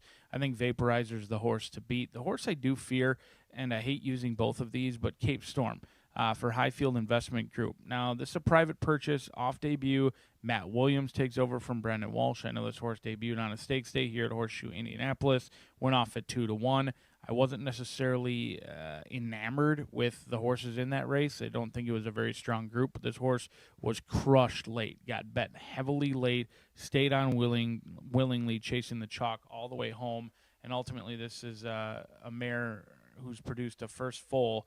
And then ultimately they've been very successful going further. Now they cut back. In the workouts, they've shown an ability to have early speed, at least on the synthetic over there. So we'll go 2 deep in race number 5. Race number 6, a challenging one. I think this may be an awesome betting opportunity. And here, scratch 11, 12, and 13. We'll spread out, go 2, 3, 5, 6, 7, and 9. Not overly confident in anyone in race number 6. I think it's a great race to maybe kick off a daily double and put that daily double right into my hammer time of the day. Also the single, it's Beach Kitten for Jamie Grubbs. Jamie's done an excellent job spotting their horses in spots that they can be competitive. Virel is a serviceable rider who is doing well here at Horseshoe Indianapolis with the limited mounts he gets. Beach Kitten, somewhat of a win machine in her older years. She was previously about 2 for 30, 35, and all of a sudden she had 4 wins last year in 2024, 4 wins again this year, and I'm hopeful she makes it 5. She's like a fine wine, just getting better with age each and every time, and she finally gets away from a couple of monsters. She's been facing Night Kiss, who's one of the nicer starter allowance horses, not only here locally in the Midwest, but I think around the country. Night Kiss could be the real deal for Tommy Medina, and Beach Kitten's been chasing her home admirably and trying very hard throughout. Also lost to Will Do It Live in that time for Belterra horse with plenty of back class as well. So singling the 7 in race number 7 at 7-2. And then in our finale, a lot of people are going to pile on to Ease Magic. I do think that horse is in with a big chance. However, Mitch Murrow looked like he had options between Sweet Scorecard and Fat Chance. He takes Fat Chance, who's going to get a great trip. There's a ton of speed in this race. Ease Magic, Sweet Scorecard. They're going to assure a hot pace. Fat Chance at 5-1 should get a great trip. A horse who's been 5 out of 6 in the exacta. And then the 4, Click. Could be any sort in here. Arietta teaming up with Irion in this spot. She owns and trains this 4-year-old filly by Constitution. Bred by Windstar, has been dominating over at Fairmount Park. Now, I know Fairmount Park isn't the most glorious or glitzy track to be shipping in from. However, those purses aren't that terrible over at Fairmount. I mean, these horses have been running in $20,000 purses, not the smallest of margins. And maybe what's even more impressive versus the purse size is this horse has been dominating, doing it rather easily, just picking up paychecks each and every time. It's been just a money stop for Click over at Fairmount Park, and a horse who has done pretty well here at Horseshoe Indianapolis as well. It was a legit effort back on September 4th in which they were out broke. They pushed through, they opened up, and they were ultimately never headed, and then had to settle for second behind Queen's Martini, who's a classy winner who had shipped down from New York as well. But the riders getting the leg up. It's Veterans Day, and it's late Fire 5 time here at Horseshoe Indianapolis, 2 minutes away from the kickoff of our late Fire 5. Good luck.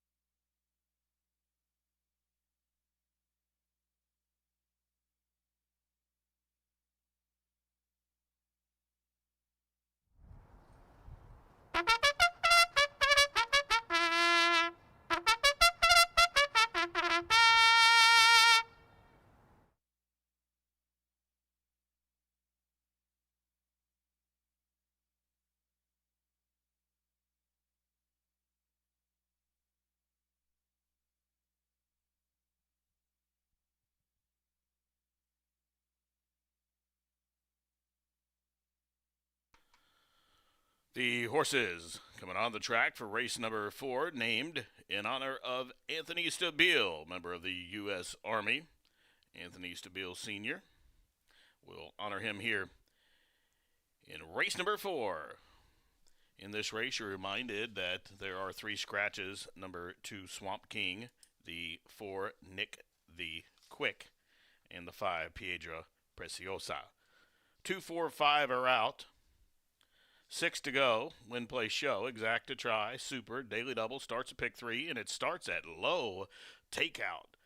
50-cent. Late Fire 5. That pool already nearly 76,000 and growing with just a few minutes to post.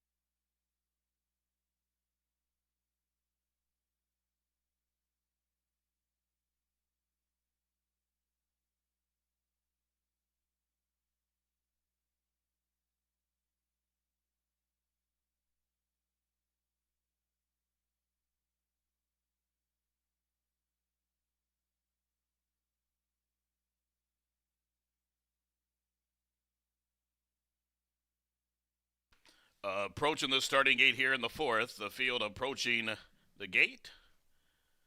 It's late fire 5 time with that low takeout that pulled nearly 90,000 as they are nearing the gate.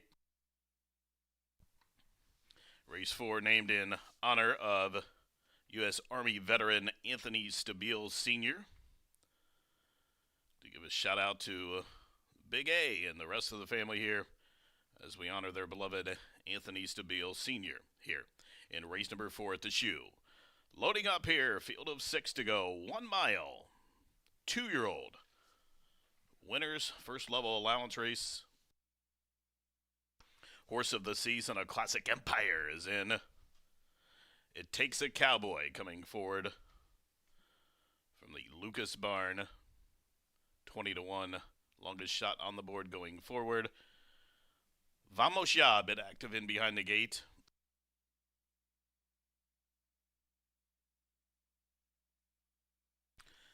Here comes Vamos Ya, son of Nick's Go out of an Awesome Again mare. Winner on debut here at the shoe back in August. Vamos Ya. The Calumet Silks going in. Dreaming Smart from Miguel and Joe Davey. Dreaming Smart, a wire-to-wire winner in an off-the-turf event.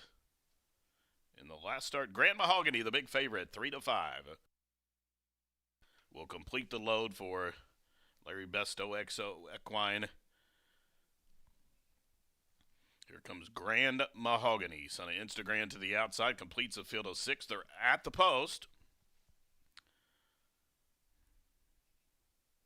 And they are off in the Anthony Stabile Senior race. And it was a good start for all. Fast one for Junior Jimmy towards the inside. Also flashing speed is Dreaming Smart. Vamos Ya is right stuck in the middle of those two as Grand Mahogany, the favorite, is parked out 3 wide. It's a Cowboy. Came away racing in 5th at about 4 off the pace, still 2. Back to the late-running Horse of the Sea, who's 6th and trailing. 6 furlongs to travel as they circumnavigate the opening turn. Now they straighten up for the backstretch journey. And it's long shot Junior Jimmy doling out the fractions. The quarter on the board, 23. And for Dreaming Smart, right to that one's flank there from second. A couple links for the back. Vamos Ya races towards the inside of the favorite. Grand Mahogany is keen to go on, but under stout restraint at this juncture. Horse of the Seas making a backstretch brush to the outside of it. Takes a Cowboy past the half-mile pole, where Junior Jimmy still leads a length. Dreaming Smart being asked to go, tackle him early there from second. Now that forces Grand Mahogany's hand to go from third. Vamos Ya's under a heavy ride from 4th, but going backwards. Horse of the Sea comes to the outside of that one, and It Takes a Cowboy still trails. Half-mile, 47 seconds flat. Here comes Grand Mahogany with that threatening presence to the outside, and right on his back is Horse of the Sea, still fighting his Junior Jimmy, and Dreaming Smart there too, top at home stretch, 3/4, 11 flat, and here they come for the money in the Anthony Stabile Senior race, and it's Grand Mahogany up to the outside. Horse of the Sea shifting ground, as is Grand Mahogany, who's lugging in just outside the 16th pole. Grand Mahogany is green, but Greenwall striding clear, and Grand Mahogany back to his winning ways. Grand Mahogany at 2-5, 1 wrapped up in the end, 2.5. Horse of the Sea ran on to be second. Junior Jimmy third. Dreaming Smart was 4th, and the Anthony Stabile Senior.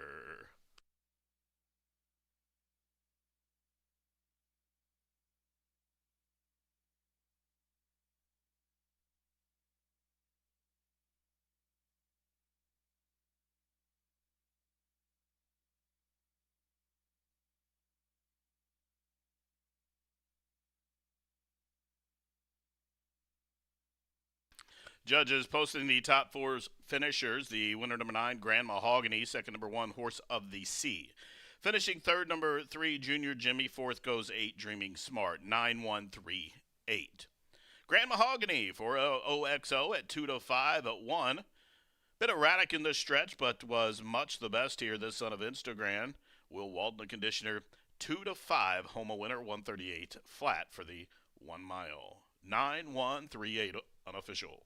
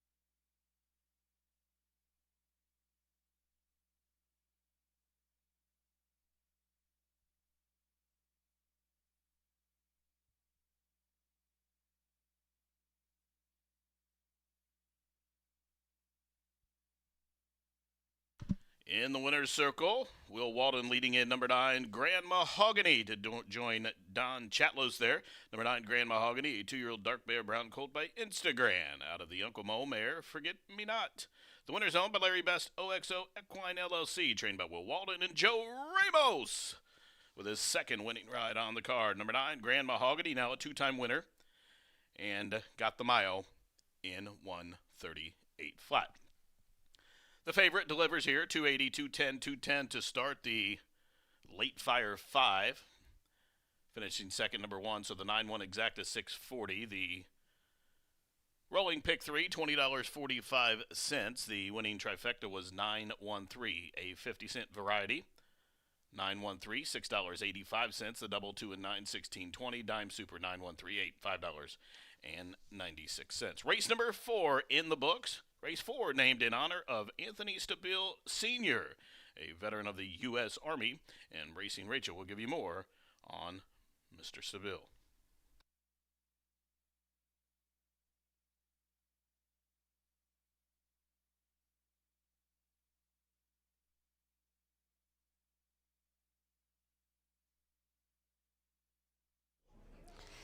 Anthony Vincent Stabile, known as Nini to his family, was born in 1924 in Brooklyn, New York, and later settled and raised a family with his loving wife, Mary, in Queens.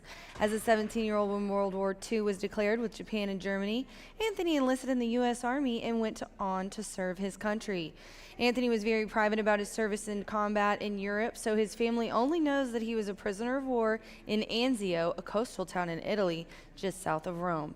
Anzio is best known for its significance as a major World War II Allied landing area for the battle that began in January of 1944. The Allied invasion resulted in an unexpected, prolonged, and costly stalemate before Allied troops advanced on their march to liberating Italy. Anthony returned to New York after his service and raised a family with Mary that consisted of 3 children and 5 grandchildren, including the racing industry's very own and beloved, the Big A, Anthony Stabile of New York racing fame. While raising his family, Anthony Vincent helped run the biggest fruit distribution outlet in the Brooklyn terminal market. Anthony also developed a love for horse racing since his home was less than a mile from Aqueduct. Anthony and Mary would go to the races often, and his children and grandchildren obviously followed in his footsteps. Anthony loved baseball and was crushed when the Giants left New York, so he became a Mets fan, and that sentiment has also been passed down to future Stabiles, for better or for worse. Anthony and family, Horseshoe Indianapolis thanks you for your service and for everything that you have done for our country.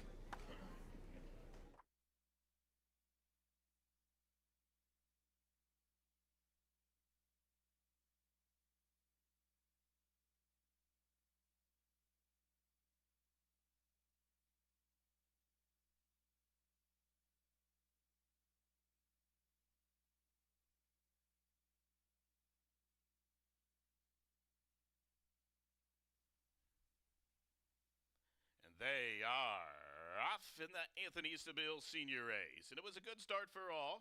Fast one for Junior Jimmy towards the inside. Also flashing speed is Dreaming Smart. Vamos Yaj right stuck in the middle of those two as Grand Mahogany, the favorite, is parked out 3 wide. It's a Cowboy. Came away racing in 5th at about 4 off the pace, still 2. Back to the late-running Horse of the Sea, who's 6th and trailing. 6 furlongs to travel as they circumnavigate the opening turn. Now they straighten up for the backstretch journey. And it's long shot Junior Jimmy doling out the fractions. The quarter on the board, 23. And for Dreaming Smart, right to that one's flanked there from second. A couple lengths for the back. Vamos Shah races towards the inside of the favorite. Grand Mahogany is keen to go on, but under stout restraint at this juncture. Horse of the Seas making a backstretch brush to the outside of it. Takes a Cowboy past the half-mile pole, where Junior Jimmy still leads a length. Dreaming Smart being asked to go, tackle him early there from second. Now that forces Grand Mahogany's hand to go from third. Vamos Yah's under a heavy ride from 4th, but going backwards. Horse of the Sea comes to the outside of that one, and it takes a Cowboy, still trails. Half-mile, 47 seconds flat. Here comes Grand Mahogany with that threatening presence to the outside, and right on his back is Horse of the Sea, still fighting his Junior Jimmy, and Dreaming Smart there too, top at home stretch, 3/4, 11 flat, and here they come for the money in the Anthony Stabile Sr. race, and it's Grand Mahogany up to the outside. Horse of the Sea shifting ground, as is Grand Mahogany, who's lugging in in just outside the 16th pole. Grand Mahogany is green, but Greenwall striding clear, and Grand Mahogany back to his winning ways. Grand Mahogany at 2-5-1, wrapped up in the end 2.5. Horse of the Sea ran on to be second. Junior Jimmy third.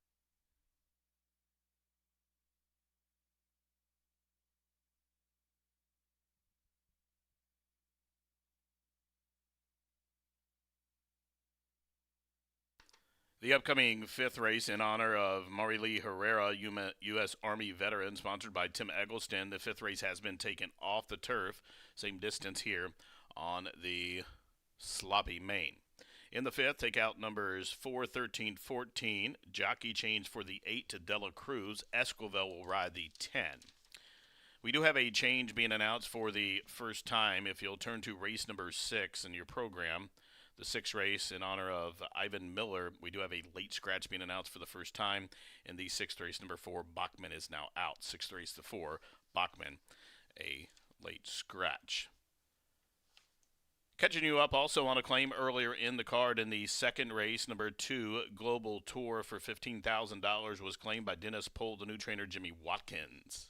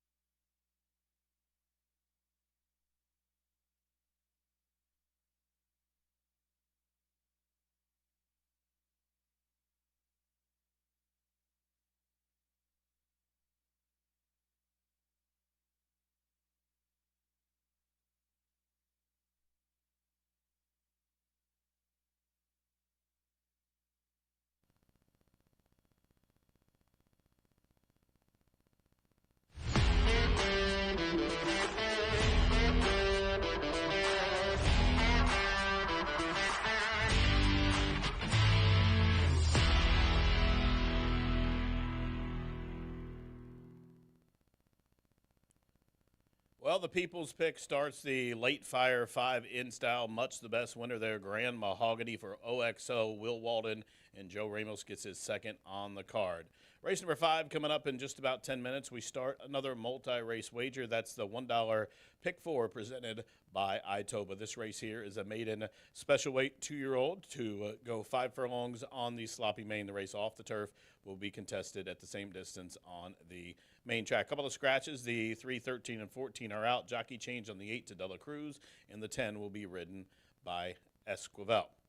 Pretty wide open race here to start the Itoba Pick 4, and Right now, 2-1 favorite, number 2, Vaporizer. I can see why. I expect the odds to come down just a little bit here. Vaporizer for Brittany Vandenberg and Chris Amy ran a bang-up race. Did this Gray son of Cairo Prince on debut here on October 30th, where was a good track that day. So off-going experience here. The horse ran a really good race, rallied from last to just get beat a dirty nose by a Sharita Vocharge there named Yorkwick that day. Really ran a winning race and overcame a wide trip and did fight on there despite the trip. But we won't get the odds that got on him on debut. He's currently right now 9-5. Big, good-looking son of Cairo Prince here in the paddock. I like the horse. Did show some grit and tenacity. Fought on that day. Did run by was last run by most of the field, and has a good series of works there at the Spectrum in Louisville, and is in a good chance here. In with a good chance. Going to be a short price, but I kind of do think it is a wide open race. Now that was a 6-horse field on debut. The winner was a pretty good horse. The horse that was third was also a good horse as well, albeit a 6-horse field. I do think it was a decent race there for Vaporizer on debut. Now, will he bounce? He run awful hard on debut. He's going to have to face a lot of more foes. In fact, twice the foes this time. But he does get a sloppy track. Inside draw, though, is the only knock against it. I don't know if he has the early pace to go, but should he get a decent run at him, I do like Vaporizer's chances in here. Now, number 12, Gypsy. Joe Ramos just won for Will Walden. This is 1 of 2 in here for Will. You see Will tightening the undergirth there on number 12, Gypsy. This is a filly taking on the boys here, but I do like her. I think she's in with a chance despite taking on the boys. Drawn to the outside here. This one did debut here at the Shoe on the turf, was second behind a good horse, beaten 8 lengths that day. Took money, then had a little bit of a troubled in the trouble line there. Last start went second behind Dulce Vino. That race was taken off the turf on the slop. Was third, beaten 3.5 lengths. Now the horse did come running, and I do think the horse is in with a chance now. Cup of Coffee, who was in that race, beat this one, but I do think this horse should move forward. I like that she's drawn outside. I don't know that she'll take a whole lot of mud being out there, and I like the price. I thought she would be a little healthier price than this. She's 4-1. Projected odds show her to go off somewhere around 3.5-1, but she certainly looks good in the paddock. Now, Will has 2 in here. You see him leading around her. He just led the winner in the winner's circle, so he's taken over, making sure she stays calm, and now Kenny has taken over the shank there for Gypsy, and it's one that I'm going to use here in this race as well. Now, a horse that currently being overlooked on the board right now is the 7, and currently at 18-1. I'm going to take a little stab here. Pavel Matik, a very good trainer. Doesn't run a lot of horses, but he always shows up, and sometimes he pops at a price. And I'm going to give this one a go here. Mario Gutierrez in town for the ride. He's been on this horse the entire career of the horse, as you see him in the paddock there. And this is another one by Cairo Prince, who debuted at Keeneland. 4.5 furlongs, was 7th, beaten 13 lengths that day, and then came back, was only beaten 10 lengths. I like that race on the turf at Keeneland. That's the one that caught my eye. When I went back and watched the replay, I thought this horse would move forward today. They tried the horse a route of ground on September 26th at Churchill Downs. I think the horse wants the sprint distance, so they're turning it back to the sprint distance, and you're going to get a price. Now, a couple key things about the horse. The horse is went through a couple of changes. We'll be racing for the first time as a gelding. Coach Rudy undergoing the utmost equipment change, and it's one I'm going to use here. Currently, like I said, 19-1. Also, the blinkers come off. They're taking the blinkers off this horse, and I respect Pavel's decisions, and a couple of equipment changes here. The ultimate equipment change and the blinkers are coming off is going to all in all add up to a 19-1 offering right now. And if you have this horse in your pick 5 that started there and gets home, this is one that could eliminate a lot of tickets, and especially eliminating a lot of tickets if you're playing a wager that starts in this race, like the $1 pick 4. I put together a ticket in here, and I'm going to take a swing here. I'm going to spread out a little bit in the first couple legs. I think it gets kind of chalky late should they run true to form, but we're going to use those horses I talk about, but we're going to add some coverage here. We're going to add some coverage. In fact, we're going to use the 1, 2, 6, 7, 8, 10, and 12. We'll add in the 1 Cup of Coffee, who ran against the 12 I talked about, actually beat the 12. Of course, Vaporizer we spoke about. The 6 Cape Storm, obvious horse, racing for the first time for Matt Williams, was second on debut. and the 7, the 8 for Steve Asmussen. This one's turning back, had a nightmarish trip on debut. Steve's horse is taking a little action here, currently 8-1. I think the horse will appreciate the wet ground as well. And then the one Will Walden piece we didn't talk about, OXO's number 10, Rose Parlor, will add into the mix. This one took money on debut at a route distance, got beat a long ways. The winner, a really good horse, Life of Joy, won by double digits that day. In fact, won by almost 15 lengths, came back and won again. So it was keeping good company. Gets a little turn back here. I like the horse's chances. And it's hard to get OXO Will Walden at 7-1. So we're going to add that one in addition to the 12 here in the opening leg of this reduced takeout. $1 pick 4. You want to get involved here. That takes us to race number 6, the race name for Ivan Miller. We're going to use several horses there as well. The 2 Breezy Justice, the 3 Benny's Day. Then we'll use the 5, 6, 7, 8, and 9. You heard Rachel talk about the race. You heard Brian talk about the race earlier on his early pick 5 early ticket that he gave out in that late Fire 5 back in race number 4, and I agree with him. And I think this is a race that anything can happen in race number 6, and I want to have the most coverage I can possibly have. In fact, I'm using all but one as the 4 Bachman is a late scratch there in the 6th. I'm just throwing the horse out that's given a condition that's drawn the inside. Now, race number 7, if we're still alive, we're going to have a single that probably a lot of people is going to single. That's Beach Kitten. This one's a 10-time winner from 51. It starts. Seems to be getting better with age, and Jamie Grubbs has always had a knack for developing these kind of horses. She had a horse back in the day named Missing Sifa along the same lines. The older she got, the more she won, and I remember one time I called her a little ATM machine, and I think this is what Beach Kitten is becoming as well. She's 31 for 51 in the money, made $184,000, and 4 of those lifetime wins out of the 10 came this year. The other 4 came last year as a 5-year-old. So I think she's in good form. She's been facing some stiff competition. We all know Night Kiss, multiple winner here every year for the last couple of years, just freaked at Churchill the other day. So been keeping good company. We're going to single that one in the pick 4. Then in the 8th race, the start of the late daily double final thoroughbred race, 2 Ease Magic, obvious horse on everybody's ticket. Ease Magic, a 5-time winner. In fact, she's 11 for 13, 1, 2, 3, made almost $200,000. She just run a wide open handicap here and really fought on well. That was her 3rd start of the year. Seems to be moving forward. I'm going to use her. And then also I'll throw in a horse that's also in good form.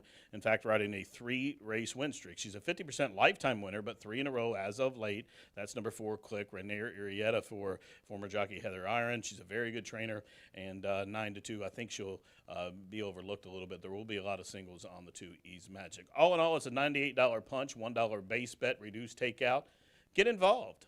Late pick 4 time coming up here, race number 5. Good luck.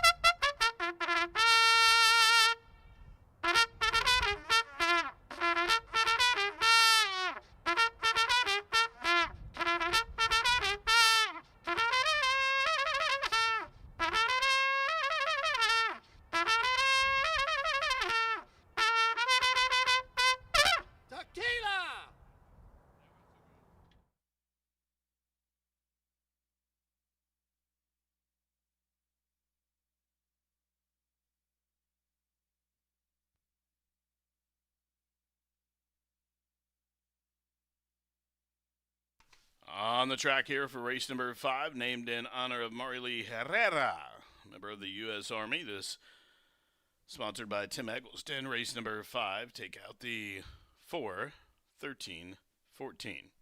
Rider switch on the 8 to Dela Cruz. Rider change on the 10 to Esquivel. 5th race, win, play, show, exacta, try, super, daily double. Starts at pick 3 and starts at $1. Itoba pick 4 in just a couple.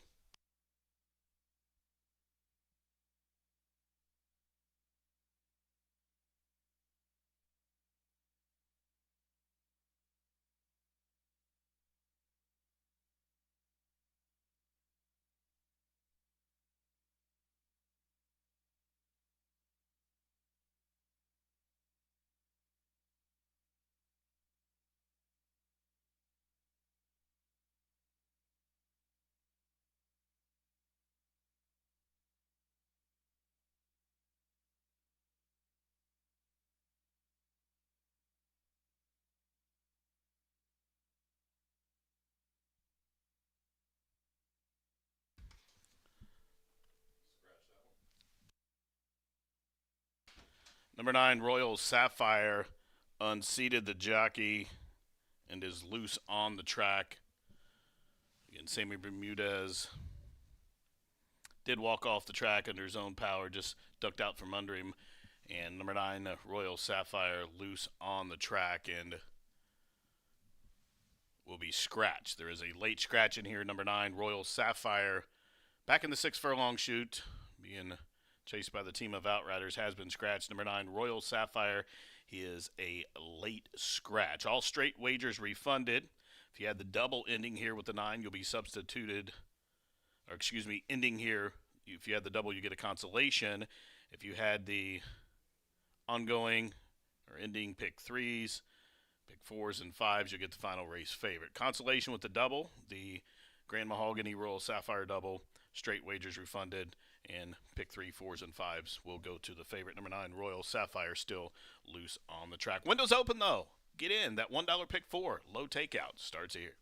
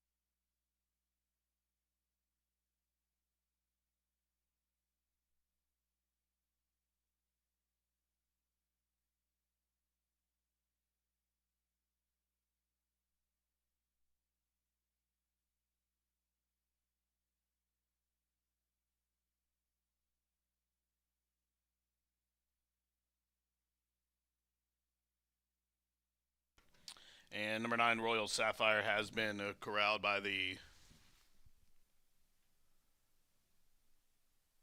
Outriders. Again, a late scratch of the 9, Royal Sapphire, here in the 5th race. Straight wagers refunded with the double ending here. You'll get a console. Pick 3s, 4s, and the 5s. You'll be substituted with the final race favorite. The field turn. They are approaching the starting gate. Again, this 5 furlong main track start on this sloppy surface. They are approaching the starting gate.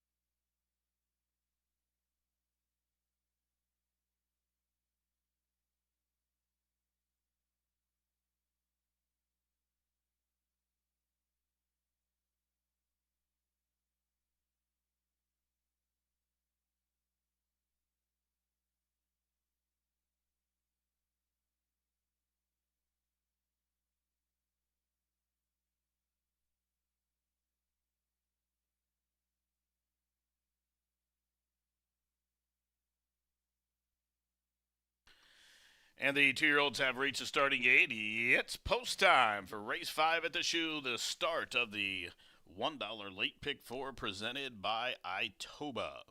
Cup of coffee moving forward for Two Hearts Farm.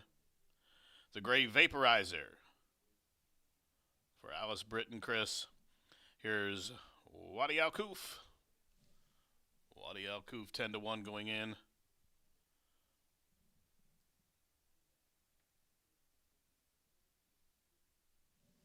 Rose Parlor. Rose Parlor and the OXO Silks looking to go back-to-back here at the track as Compulsive comes up for Amara Kranz, who had that win last week with Airdrop.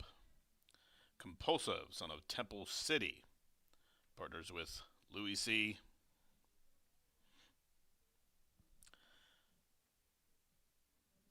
Looks like Rose Parlor, she has been backed out,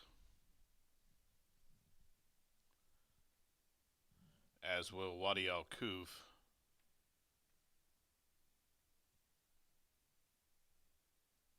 Looks like they're going to back them all out here.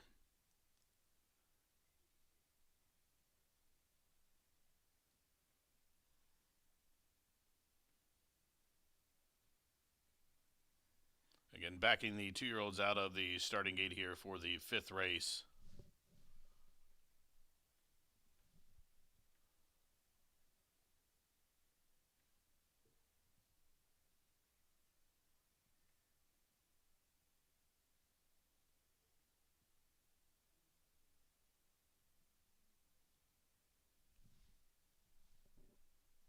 As we now have a loose horse. The 11 Put Me In Coach is loose on the track. Again, the 11 Put Me In Coach loose coming up the stretch here.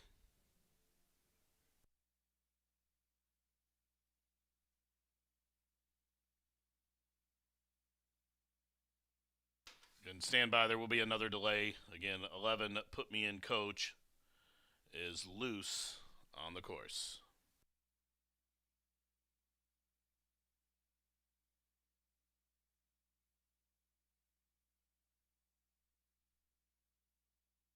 And now, race fans, an additional scratch here. The 11 Put Me In Coach. The 11 Put Me In Coach has been scratched by the Board of Stewards. Again, if you had that Grand Mahogany Put Me In Coach double, the 9-11 double, there'll be a console, the pick 3s, 4s, and 5s. You'll be substituted with the final race favorite. Straight wagers refunded. The 11 Put Me In Coach, now a late scratch in addition to the late scratch of the 9. Windows remain open here. That pick 4 growing now. Wow, $65,000+ in that $1 pick 4 with the reduced takeout. Windows still are open. So plenty of time here to get those last-ditch wagers in. Also, if you want to bet on that beautiful lawn jockey, that patriotic lawn jockey, with those proceeds going to the HVAF, it is still up for bid. It's down there on display. If you're here on track, it's in the second floor clubhouse. You can take a look at it. If you're on social media, check out X. You can see it there as well. Again, the bid currently just $1,500. Again, all proceeds going to a wonderful cause here as we honor and salute the veterans with this fundraising effort. Now, number 11, Put Me in Coach, has been corralled at about the 3.5 pole by the team of Outriders. So still some time. They're going to take Put Me in Coach off the track. Once he vacates, they'll reset the starting gate, and the rest of the field will join back in here. So windows remain open still. Probably a couple minutes here to get those wagers in. Again, that pick 4 starting here in race 5 on the final 4 thoroughbreds. It's $1 base bet and reduced takeout. Even money on the 2 vaporizer at this juncture. That pick 4 pool again, 64,000 plus now.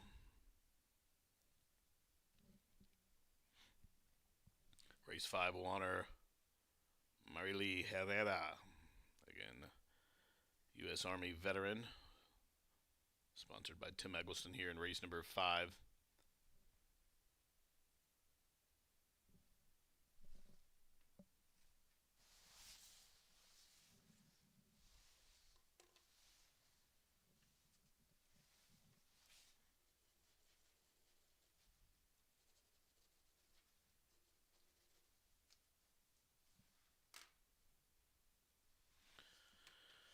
Now the starting gate crew has reset the starting gate and Put Me in Coach under the care of the Outrider, being led off the racetrack in the quarter chute.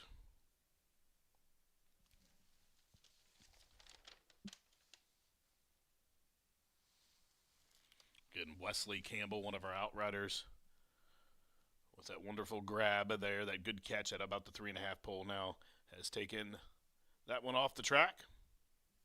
The field making the way towards the starting gate will begin loading in once again.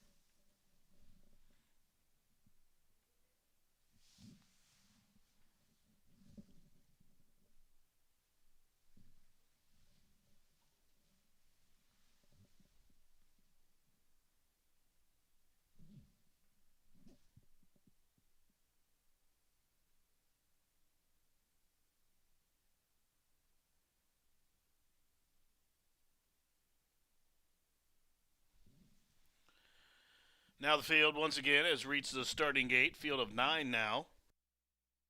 After the 2 scratches there, the late scratches of the 9 and 11.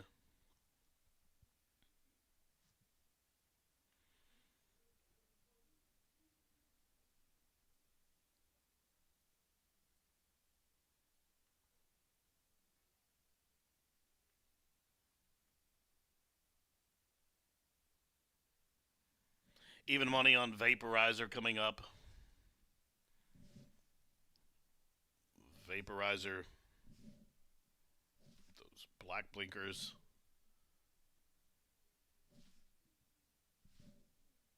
Locked up. Even money on Vaporizer. Rose Parlor, she goes in.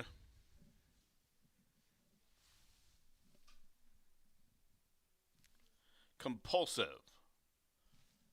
Crayons pink. Coming forward, 59 to 1, longest shot on the board. Making the debut here. Son of Temple City.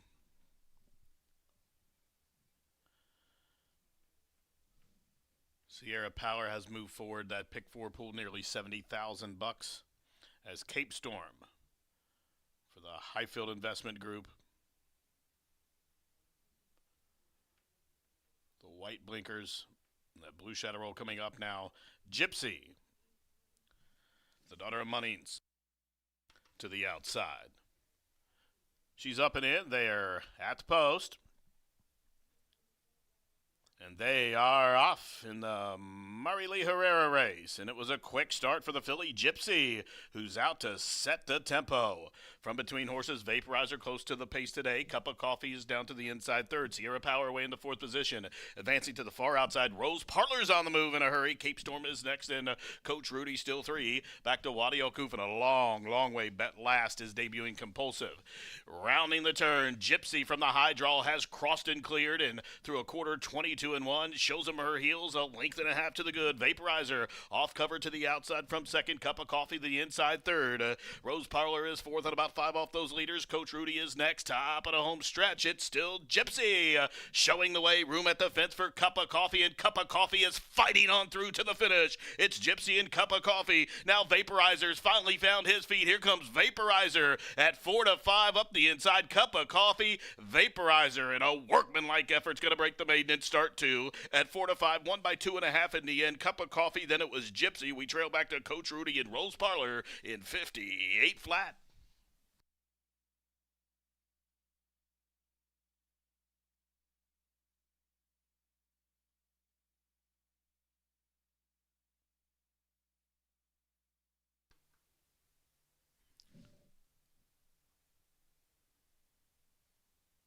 The odds-on favorite 4 to 5 Vaporizer, tending to his business, getting done by just better than 2, I think, in the end. Cup of Coffee was second. Again, number 2, Vaporizer, the winner. Second, number 1, Cup of Coffee. Third, number 12, Gypsy. And fourth goes 7, Coach Rudy.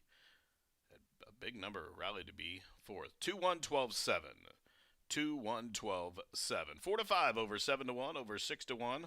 Over 20 to 1 for the bottom of the Super.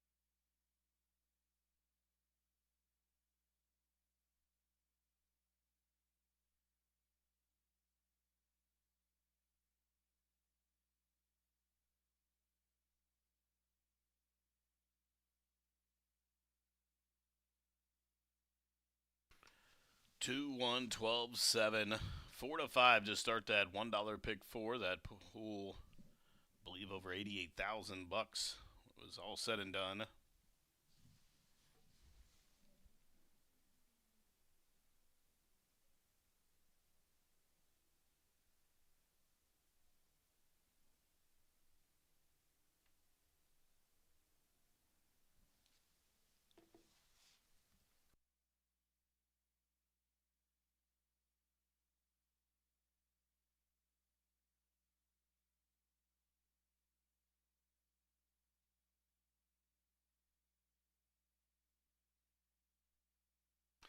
Entering the winner's circle, number 2, Vaporizer, a 2-year-old gray-owned colt by Cairo Prince out of the uncaptured mare named Capture Your Dream. The winner's owned by Alice McEwen, trained by Brittany Vandenberg, and ridden to victory by Chris Amy. Number 2, Vaporizer, breaks maiden start number 2 at the shoe in 58 flat. The winner bred in Kentucky by Mike Abraham. The winner, 380, 240, 220. The reminded the 9 and 11 were both late scratches, forcing consolation doubles. And, of course, Vaporizer did go off the favorite, so if you had to pick 3, 4s, and 5s, you would have been put on the 2. Now, the early pick 5, $135.95. The 2-1 exact of $15. The try, $15.65. Winning double, $7.60. Consolation daily double, 9 and 9, $2.60. And again, that consolation daily double as well, $2.60 for 9 and 11. The pick 4, $96.40. Dime super, $17.55. Pick 3, $10.35. Again, late scratches of the 9 and 11 would have put you on the 2, and that 50-cent pick 5, $135.95 for each winning combination. 5 down, 4 to go. Race number 6 is up next in 19 minutes. The 6th race to go a mile, named in honor of Ivan Miller, a U.S. Navy veteran, sponsored by Edwards Electrical Mechanical. In the 6th race, scratch number 4, Bachman. Change of jockey on the 6th, Gizzoli. Make the rider McKenna Anderson waive the apprenticeship allowance, correct the weight to 119 pounds. Rider switch on the 10 to Joe Ramos, scratch 11, 12, and 13. Race number 5, named in honor of Marilee Herrera, a U.S. Army veteran, and Racing Rachel will tell us more about that member of our armed forces.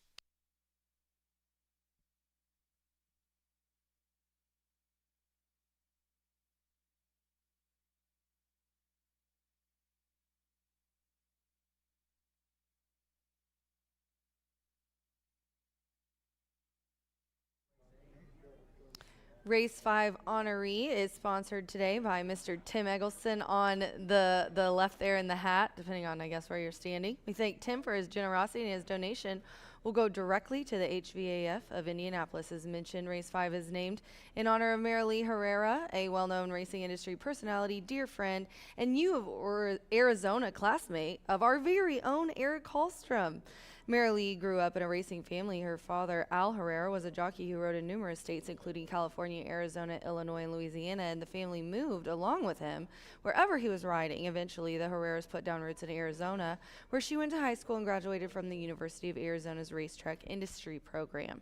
After graduating from college, Marilee felt the call to serve her country, and she did so honorably for 8 years as a geospatial engineer. She completed her basic training at Fort Jackson and then spent time at Fort Belvoir and was stationed at Fort Hood in the Defense Language Institute. Her Army experience took her abroad to places like Afghanistan, Kuwait, Germany, Ireland, and Turkey, with stories that her children will never believe. Once Marilee's military service ended, she went straight back to her first love, horse racing. She's been a horse owner since 2020. She owns 4 thoroughbreds and 3 standardbred yearlings that are learning how to be trotters.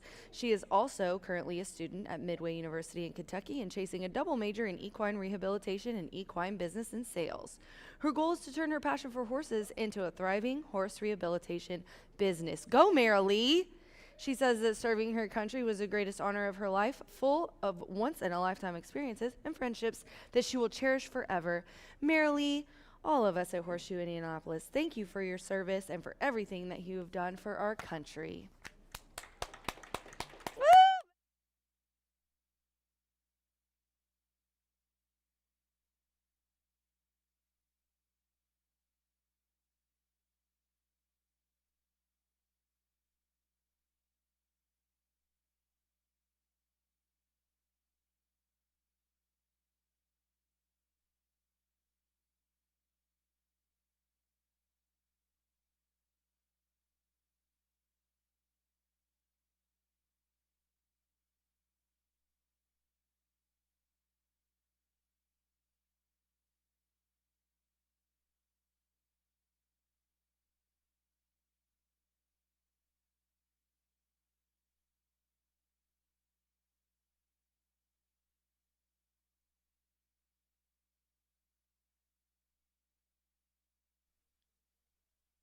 They are off in the Murray Lee Herrera race, and it was a quick start for the Philly Gypsy, who's out to set the tempo.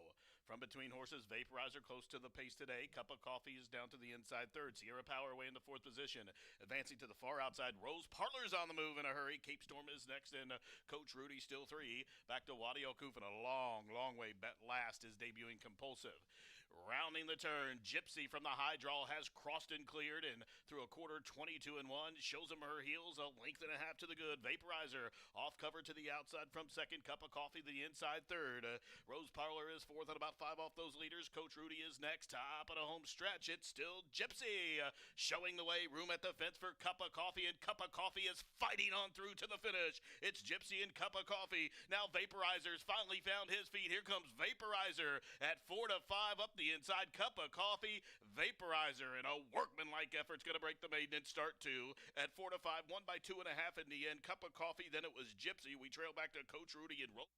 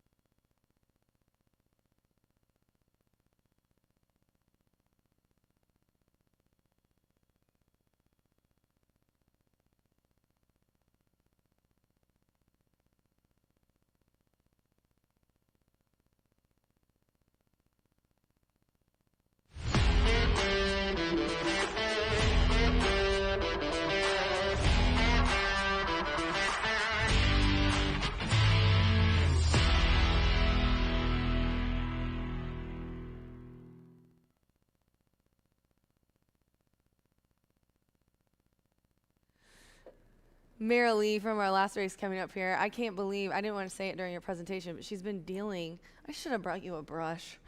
I've got No, a it's fork. okay. Would you like a dingle hopper? Excuse me? That's what the Little Mermaid called. You're a father to many children. Come Do you on. think I pay attention? Little Mermaid. No, he does not. He does not. children, Mara I Lee pay came up attention. here. 18. Since they were 18, she's known Eric. Bless her heart. longer than me. Poor woman. Because I've known Can you E imagine? since I was 25. Oh my gosh, that's a long Probably. time. No, I'm Something kidding. like Y'all are that. lucky. Oh, he's old, isn't he? No, but really you're old. not. No, not Not me. at all. No. Sixth race is a bottom level claiming, and Maddie and I are going to talk about our selections in this race. Great race. Just, you know what it is, and we're 9 minutes to post. Well, I don't even know what I have. I'm all It's- over the place today. You know what I call these races? I What? call them my phone number races. You can reach me at Yep, look. 654-6957. That's 654. Look at the board. You're right. Flatter than a 6957. You can do a pancake. phone number out of it, right? I love that. It's that evenly matched. That's They're all what- single digits. That's what you would call the boards flatter than a pancake, though, right? Excuse me? Because they're all very similar. Is that the term that you use there? What- Ed what- DeRosa says it. What is it called? He says the board's flatter than a pancake. Is that not Ed- it? Ed who? Ed Never I've never heard of even him. heard of him. Never heard of him. The 2 is my top selection. The 5 is the favorite here. 4 is out, and then the AEs are scratched in this race. Do want to make note that Ramos did pick up the mount for the 10. I put the 10 in here looking at Justice. You know, Jimmy Mack and I were talking about this, but Andy didn't put it in hers, so is that maybe a sign? She He's a doesn't have great- her boyfriend's He's dad's a great horse. guy, Ramos. Too. Ramos he is came a out good to me in guy. the paddock just then, and I'm like, Yeah. and he's like, how is it out there riding? He's like, it's fine. It's Yeah. like, And they have no he's like- body fat, so I don't know how they do it. He's like, I'm fine. He's I'm a tough fine." kid, He's like, I dude. love it here. I have Turfway coming up. I have everything. He's great. Life's Did good." you get him on FanDuel? Or did you I- just we chat were, with him? We were just chatting. Yeah, okay. I can't stop talking. You know that. I know so that. I was just chatting with him. We were We just. love Matt. We were just chatting away. The way. Okay. Yeah, so tell this me how race- you see it. I keep doing this and this and this. I like the 9. The Yeah, price. take the man off camera. He's not used to No, this. that's okay. I'm It's just fine. kidding. It's fine. It's fine. It's fine. It's fine. Tour the Moon, the 9. This horse is what I call taking the necessary class drop. You know, Yeah. they ran this horse against 20 beaten claimers of the state, bred level October 21st, and not only is that race maybe a little too tough for him, it was a very fast race, I thought, for the level. And he was basically, if you watch that race, Roddy Prescott pretty much just eased up on him the last eighth of a mile. He wasn't persevered with.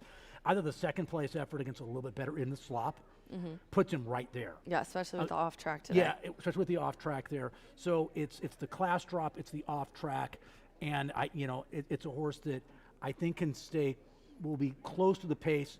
Cutting back the 70 yards won't hurt. And the other horse to look at in terms of going wire to wire is Gisoli, who I thought would get play the 6. He's 5-1 right now. Morning line 15. Things that I love dropping and stretching. Not personally, but in terms of handicapping. And the 6 horse is dropping and stretching. Gisoli And- is a horse near and dear to my heart. I was Oh, he on is. him all these races last you year. abandoned him today, haven't you? Yes, and I've picked him all year. Ask the guys. I pick him all year. He's always in my picks. I cannot. Okay. I love him. There he is. But he just, There he bless is. his Look at him. heart, he looks needed so sad. this He drop. knows that you haven't selected him today. He looks a little disheartened I out there. know. Gisoli, I believe in you. I have him in my try. believe in you. If Oh. if that counts for anything. Okay, yeah, I thought you were completely No, I dismissing had 2, him. 3, 6. I've had him all year. I'll never go without him. I really think that he had such a wonderful year. I'm not sure what's going on. Maybe whatever it is, but this dropping down is Yes. obviously going to make a difference. And It's tell me touching out. how you play a race like this in the pick 5. Do you Oh, wow. spread here? And I went for the try to raise money for the Hoosiers Veterans Assistance Foundation. I'm one of the 14 people, like you are, involved in trying to hit this. And I went, what did I do here? I went 6, 7, 9. So this is Oh. a tough leg for me. Okay. Because because So we got to get through this you guys one. were kind enough to give us $250. That's And not that seems like a lot, but when It you're is a- trying to it do it is a for lot. charity, and you want to include as much as you can, it is a little tough. I'm guessing most people are alive at this point. With, Yes, with yeah, with two favorites, favorites. with favorites 2 for 2. So this is a race in which I'm thinking for my $250, most people I'm thinking probably spread more than I did in this race. So this is gonna be a difficult race for me to get through, because I think some people probably might have went all in this race. This might be, I think it probably is the best betting race It is. on the card. I have 6 in here. 6 Yeah. horses, including your 7 No Manches, which we're showing right here. Another one, dropping in class, very much similar to the horse we talked about. Your They're coming out top the same selection race. here. Yeah, they come They're out the coming same out the race. same race. And they both ran well in that race on October 6th in a claiming for 8. They were both in an $8,000 claimer. Won very nicely. Yep, exactly. The reason I preferred the 9 was I think he's a little bit faster. So I think he can place himself into the race a little bit more. And even though he's 0 for 9 on a wet track, he has 4 seconds and 2/3. I don't think the wet track will be a reason why, if he loses this race, I don't think I'll look back and say it was the wet going. I do think, tell me your opinion on this, I think the rail seems to be good today. Yes. I'm telling you, when it's an off track on the dirt, inside speed is very favored. Yesterday, I think Jimmy Mack said maybe, I think 2 or 3 horses came off the pace yesterday. It was all very much speed, front running and on the inside. Because even Cup of Coffee battled back on the rail. That was a situation in which your favorite was just a little bit too good, vaporize. But if you're on the center of the racetrack, you better be, I think, several lengths the best. Yes, yeah, to be able to win. So if you have speed in an outside post, I think more than you normally do, you're going to try to get that lead and move over closer to the rail, at least as best you can. I included the 3 in here as well, which is Benny's Day. Showed a little bit of speed in that, dropping down and claiming for 5. Was 4th, beating a few lengths, but kind of made a late bid at it, but ran out of room when I watched it. I think maybe he'll be able to improve with a little added extra running room today, Maddie. Our guy, Steve Bick, likes that horse a little bit. We talked about that yesterday and the day before. He likes that horse a little bit. You know, it was the first time I ever did a show today. That was the first time you ever done a big show? First time. With me? First time. I came on in the end for some comic relief. First time I was ever on the Steve Bick show. I got to tell you guys today, on the big show, I heard Matt talking when I came on, when they patched me in. You know, that was on an I didn't hour, know you were on there for an hour. Oh my gosh. See, he didn't even need me. You promoted us fully. I was on there, came on, heard Matt talking, and thought, I'll take a bite of my lunch. As soon as I did, he stopped. The one time I can count on Maddie to talk to cover me. Oh, he's talking. I can eat a whole meal before he's done. Maybe not this I time, love that Rachel. you're here, Maddie. Give Rin a kiss for me. I love her so much. I heard another couple of people asking about you, Rin. We love you, Rin Carruthers. Thanks for letting us borrow your man here, and I'll let you go back down and do FanDuel as the jockeys are legging up and horses are heading to the track for the 6th race. For me and Matt, good luck.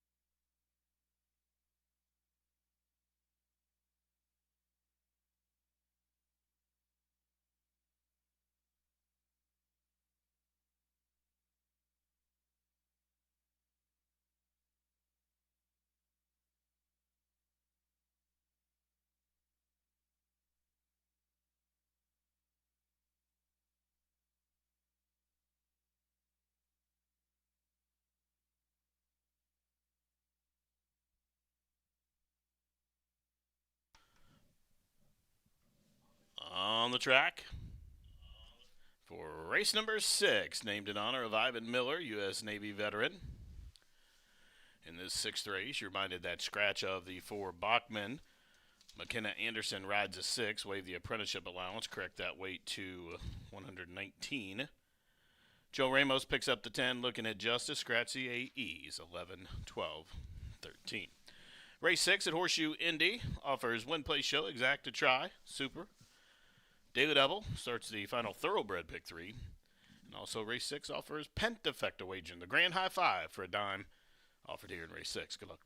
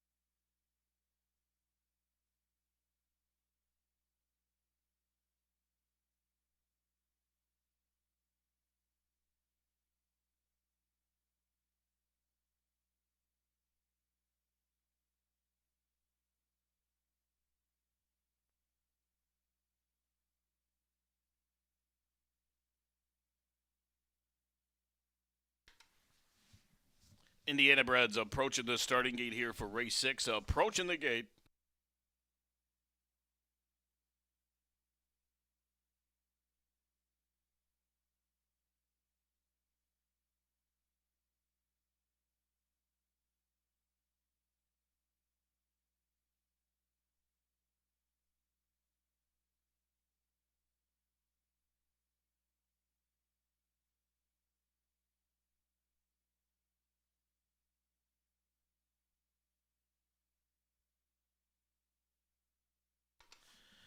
And they've reached the starting gate. It's post time. Indiana Brad's going forward. Innisfree Lad. Up and in. Gizzoli. The Circle City handicap winner has gone in. Breezy Justice for Greg Justice coming up with apprentice Jose Gutierrez. Benny's Day for Jimenez. No Manches for Karen Whittick and Beers Racing. Both of those two go in. Mystery Impact. Up and in. Rocketing for Thirsty Acres. The Gray and the Slop going in. Toward the Moon for Katie and Tony Duran. Locked Up. Looking at Justice for the nation's all-time winningest trainer. The Hall of Famer Steve Asmussen, 12-1 on Looking at Justice. In for the 5, stretching out. They're at the post. And they are racing to a level beginning. Toward the Moon is quick off the blocks. Gizzoli flashing speed, and there goes the Gray. Benny's Day on the run the first turn. So it's Gizzoli, the Circle City handicap winner, dictating terms to the outside. Toward the Moon will pressure up from second. Now Looking at Justice. Sweeps up to the outside from third on the stretch out and trying to be wrangled in there by Ramos from third. Benny's Day is fourth and about 3 off the pace. Then a link for the back as they turn to the backstretch to Mystery Impact. No Manche settles along mid-flight and linked in front of the Gray Rocketing. Still 2 back to Breezy Justice and 5 or 6 back to Innisfree Lad, who's about 15 off of it as they head up the backside. So just outside 4.5 furlongs to travel, Gizzoli has company in the name of Toward the Moon. Looking at Justice, a 3-wide third. Benny's Day awaiting racing room along the rail from fourth, covered up to the outside by Mystery Impact. A length and a half to No Manches. Now Breezy Justice is catching the eye, and the red Justice Silks just trying to move tandem there with Rocketing. Still nothing yet from Innisfree Lad.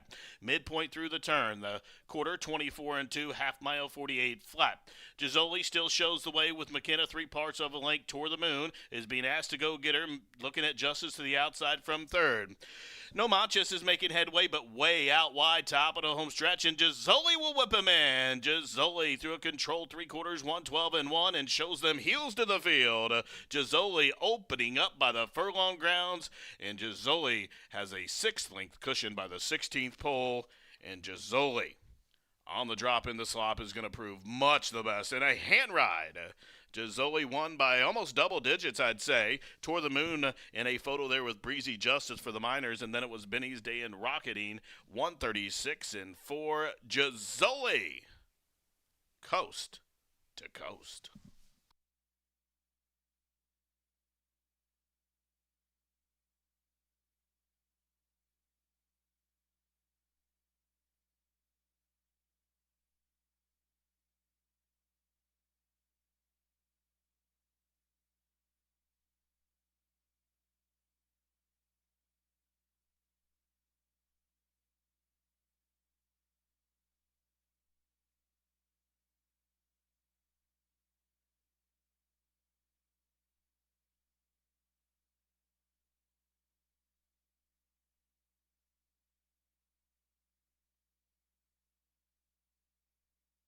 The judges have posted the top 5 finishers for the Grand High 5, that pentafecta. The winner, number 6, Gizzoli. Second, number 9, Toward the Moon. Third goes to Breezy Justice. Fourth, number 3, Benny's Day. And fifth, the bottom of the penta, number 5, Rocketing. 69235. 69235.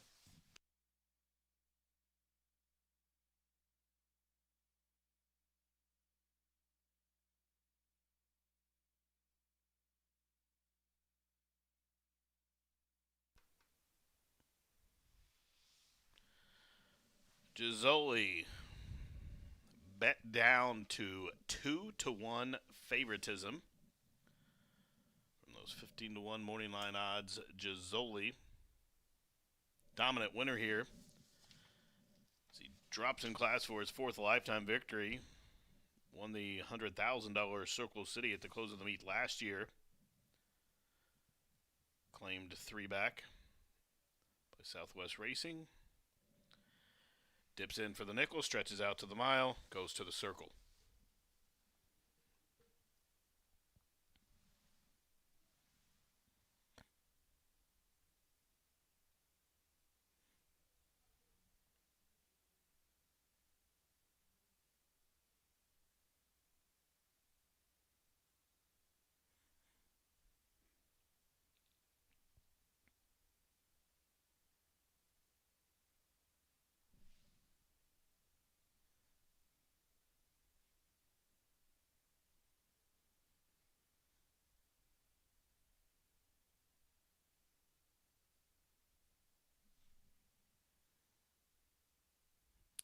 Into the winner's circle, number 6, Gisoli. Dominant winner here of race number 6.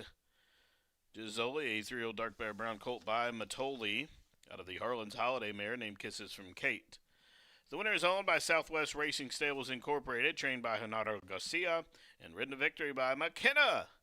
Anderson picks up the winning mount. For Gisoli, this is lifetime victory number 4, coming in his 11th career start. The 3-year-old got the mile gate to wire in 1:36 and 4. 620, 440, 340 on Gisoli. The exacta $46 for that 6'9" exacta. The trifecta $88. The double 2-6, $24.20. Dime super $54.16. The pentafecta 6'9", 235, $91.57. And multiple payouts in that pick 3 to do those late scratches, $8.25 a throw.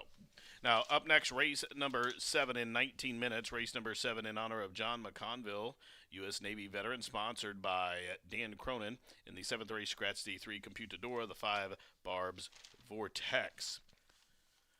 19 minutes to race number 7. We'll go 6 furlongs here for race 7, the final opportunity to wager a pick 3. Now, for race number 6 was sponsored by Edwards Electrical and Mechanical, named for Ivan Miller, a U.S. Navy veteran. And more on Ivan Miller, we'll send it down to Racing Rachel to tell us more. Rachel?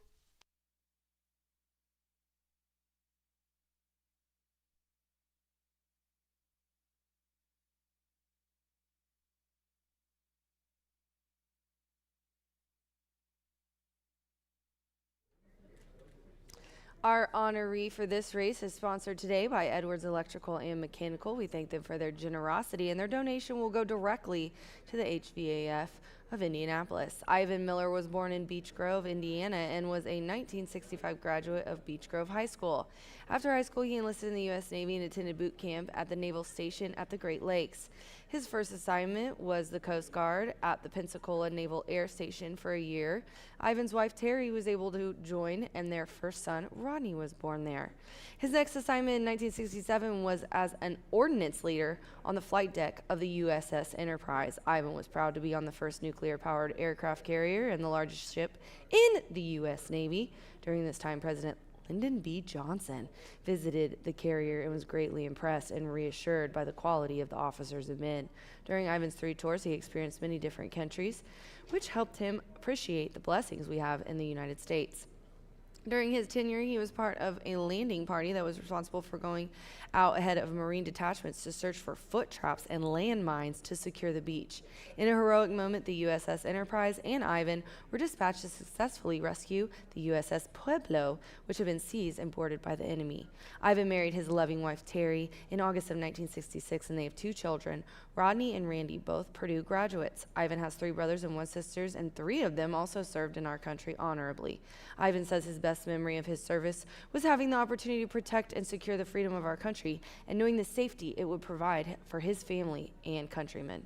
Ivan and his son Randy are both proud employees of Edwards Electrical and Mechanical, a local company that Horseshoe Indy is proud to work with on building service projects and significant supporter of our veterans for many years. Ivan, Horseshoe Indianapolis, thanks you for your service and for everything that you have done for our country.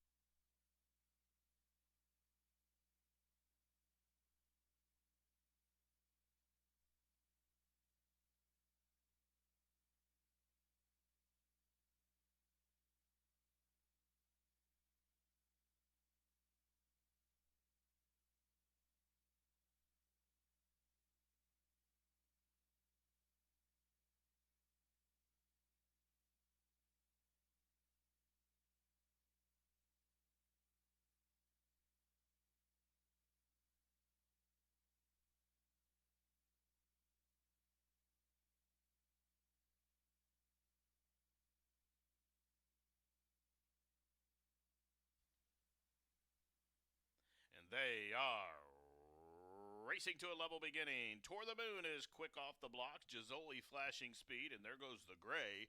Benny's Day on the run the first turn. So it's Gisoli, the Circle City handicap winner, dictating terms to the outside. Toward the Moon will pressure up from second. Now looking at Justice. Sweeps up to the outside from third on the stretch out and trying to be wrangled in there by Ramos from third.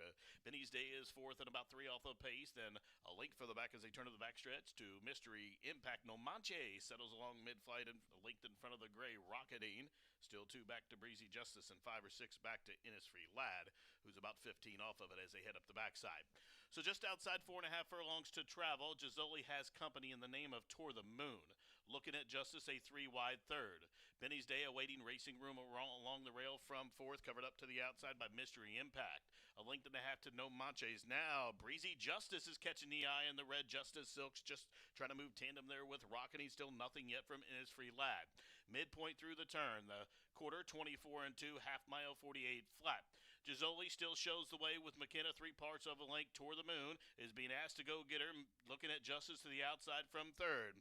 No Manches is making headway, but way out wide, top of the home stretch, and Gisoli will whip him in. Gisoli through a controlled 3/4, 112 and 1, and shows them heels to the field. Gisoli opening up by the furlong grounds, and Gisoli has a 6th length cushion by the 16th pole, and Gisoli on the drop in the slop is going to prove much the best in a hand ride.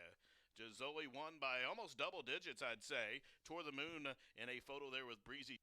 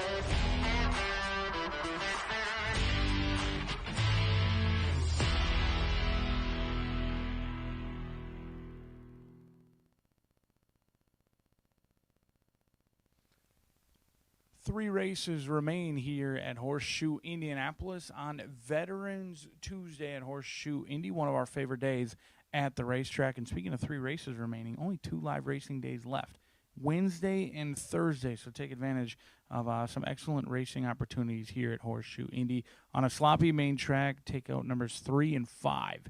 Computadora and Barb's Vortex out of this event. We've got 3-year-old fillies, optional claimers, $8,000 in here, going 6 furlongs. A field of 9 set to go to the gate, and I happen to have the hammer time of the day, a horse I fancy quite a bit. This 6-year-old gray mare is 6-5 on the board, and I'm hopeful that we get somewhere near that morning line. But as you saw in race number 6, the morning line is just an indicator of what one person believes it may go off as. It really carries, at least in my opinion, in my handicapping, no weight at all.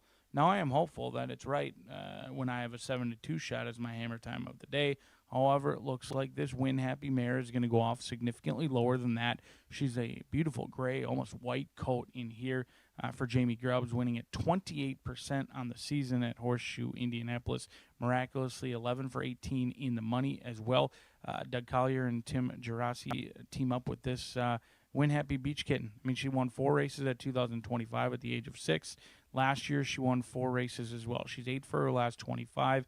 Before that, she was 2 for 26. Something has changed. Now, something's going to have to change today because many of those wins have come at Belterra. She hasn't always been a win machine here at Horseshoe Indianapolis. And in fact, she's never really been a win machine here.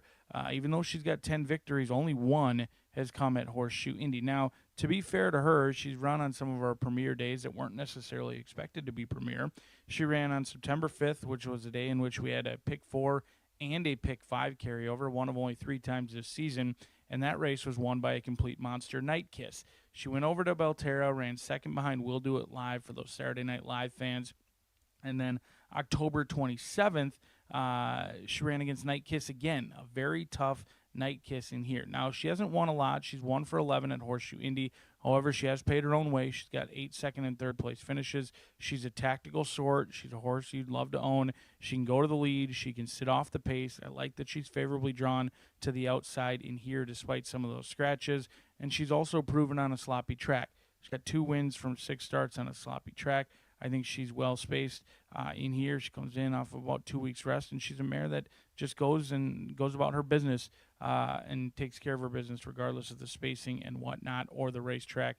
She's got 4 wins this year on the lead, coming from off the pace, and I like her a lot. She's a hammer time for me. I much prefer her at 7-5 or 7-2 versus 6-5, but she's going to have to deal with this speedy sort right to her inside, and I'm glad that she's drawn to the outside of Eyeshadow. The Indiana bred is the real deal, and this is not your average Indiana bred. And she's going to be a big price on the board because she doesn't bring in the best form. She's been fairly off form. She's got a layoff line. She came back at the optional claiming state bred competition and, frankly, didn't run very well. But I expect big things out of Fat Chance in our thoroughbred nightcap later today. So I'm willing to forgive that last start for Eyeshadow against Fat Chance because I think that horse is the real deal. It wasn't that long ago, back in August, that this horse took all of the late money, was bet down to 3-5, was pushed every step of the way, and was fully extended early on in that race and finished third. But the money came in, and it came in hot and heavy for Eyeshadow. On our track today, you want to be on the front end. You want to be very close. We haven't seen a ton of horses fly from the back of the pack. Eyeshadow may not be in her best form, but she's getting a 5-pound weight break with Gutierrez. She is 0 for 5 on a sloppy track, but the wire might be there before she even realizes she's on a slop, and we'll see if Gutierrez can come home clean cap to boot. She's not going to take any mud in her face if things go at the gate as they have in almost each and every start. She's the quickest of this group. We'll see if she can figure out a sloppy track today, but she's a huge overlay, 21-1. I know it's an Indiana bred taking on Open Company, but this horse is fast, has races that can certainly win this race, and on this racetrack, I want to be near the lead with Eyeshadow, but the 8 may have something to say about that. It's Teardrop Tiara. Mara Kranz got a winner last week. She looks for another one in here. This 4-year-old filly by Upstart is a consistent sort, usually at the low-level climbing ranks, and she's been consistent enough that many people want to train her or own her. I mean, once conditioned by Steve Asmussen, went over to Sarah Davidson for a pit stop. Joe Roberts had his hands with this 4-year-old filly for quite some time, and now Amara, first start off the claim, going to try and get their return on investment. And I like that they're running protected. They like what they saw, checked out well. Even though they claim from the bottom, they're running in a protected spot. They could have easily put the tag back on for 8,000 in here. They want her going home with them, at least for today. And those beautiful pink blinkers with that pink saddlecloth matching in here. We'll see if Teardrop Tiara can improve second start off the layoff. Her last race was on a good track. It was on October 29th. She was outbroke. She was well behind early, even though the Equibasis, she was only in fourth by 3.5. She was kind of detached from the rest of that group. She did move up quickly, and she started challenging, but she was never catching Goshen. Goshen was a well-backed winner that day, ran away and hid. It was a solid effort. She had every right to spit the bit. It was her first race since July 24th over at Canterbury Park. She ran a good race. Now the Connection's clearly happy with what they've seen after the claim, and she has every right to continue to improve. Second time out this season, and a horse for course here at Horseshoe Indianapolis. Even though she spent most of the summer up at Canterbury Park, she has 1 win and 2 seconds here locally at Horseshoe Indianapolis. I think there's upside with the 6 and the 8, but there's no doubt about who I want on top, and that's Beach Kitten today. We'll see if she can do something she doesn't do very often. That's win at Horseshoe Indianapolis. She's been dominant in Ohio, but she hasn't gotten the job done in Indiana. We'll see if Beach Kitten can get the job done in here. Is the Hammer Time play 4 minutes away from race number 7.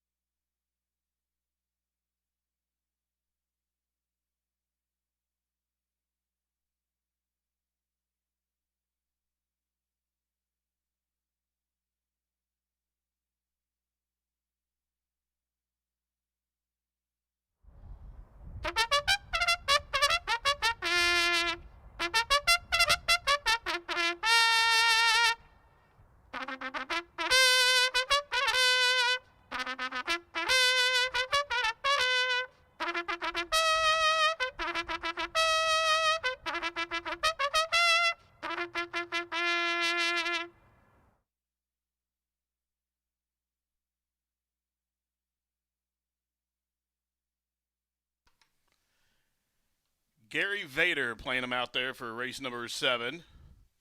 Race number 7 named in honor of John McConville, U.S. Navy veteran, sponsored by Dan Cronin. Race 7 is a starter optional claiming race for the fillies and mares to go 6 furlongs. Take out numbers 3 and 5. The 3 and 5 are out. 9 to go, win, play, show, exact a try, super, daily double, pick 3, and pentafecto wagering offered here.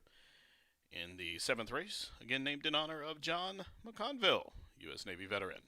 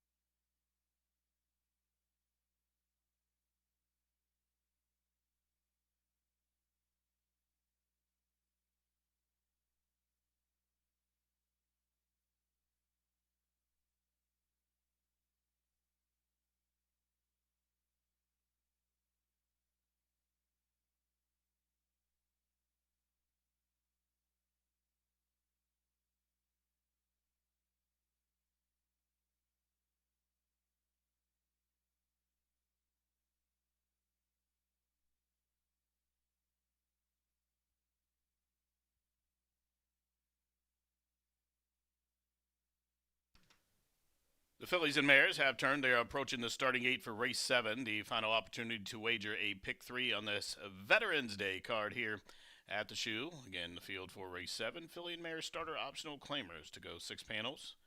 Field of 9. They are approaching the starting gate.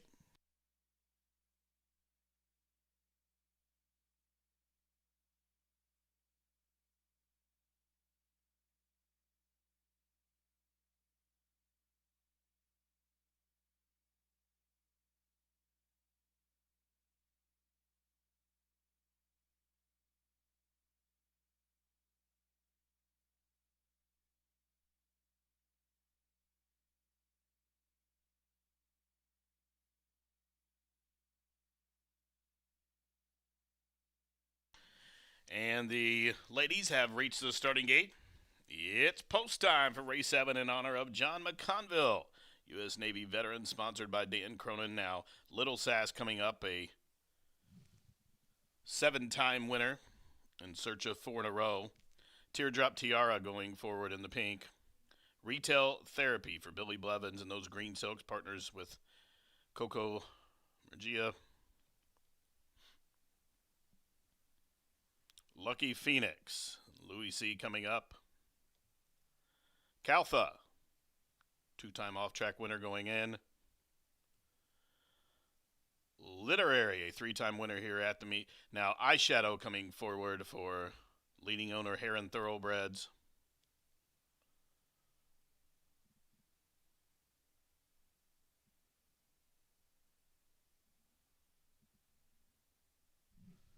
Beach Kitten, 8-5 for Tim, Doug, and Jamie. Now, what's cracking? What's cracking? Load up to the outside. Being led up by Riley Collins.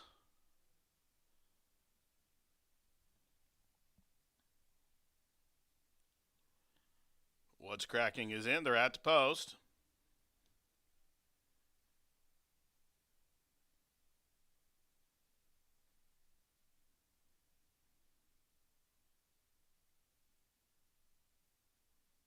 And they are racing in the John McConville presented by Dan Cronin. And it was a fast beginning for Eyeshadow, who rockets right to the front. Little Sass, the 7-time winner in chase mode from second. What's cracking to the outside in third. In between horses, the gray Beach Kitten, the 10-time winner, is fourth and about 3.5 off the pace. Literary to the outside of Lucky Phoenix on the run down the backstretch. Still 3 back to Retail Therapy, 2 to Caltha, and at the back of the pack, Teardrop Tiara. They've been into the far turn, the quarter on the board. 21 and 4. Hot tempo being set by Long Shot. Eyeshadow shows the way, 1.5 lengths to Little Sass there in second. Beach Kitten's moving in tandem with Literary, and they're coming at the pace setter, and parked out wide as they work around the far turn is Long Shot Lucky Phoenix as they race towards the head of the lane, and Eyeshadow will cut the corner. Beach Kitten just had to slam on the brakes as Literary loops up off cover to the outside. Here comes Literary up and after Eyeshadow. Now Beach Kitten, she's found clear running coming down the stand side, 1/16 to go, and Literary is opening up on Beach Kitten as they race down towards the wire. Literary now a 4-time Indiana winner. It got tight for second. Beach Kitten, I think, just held Retail Therapy from the clouds in 109 and 4.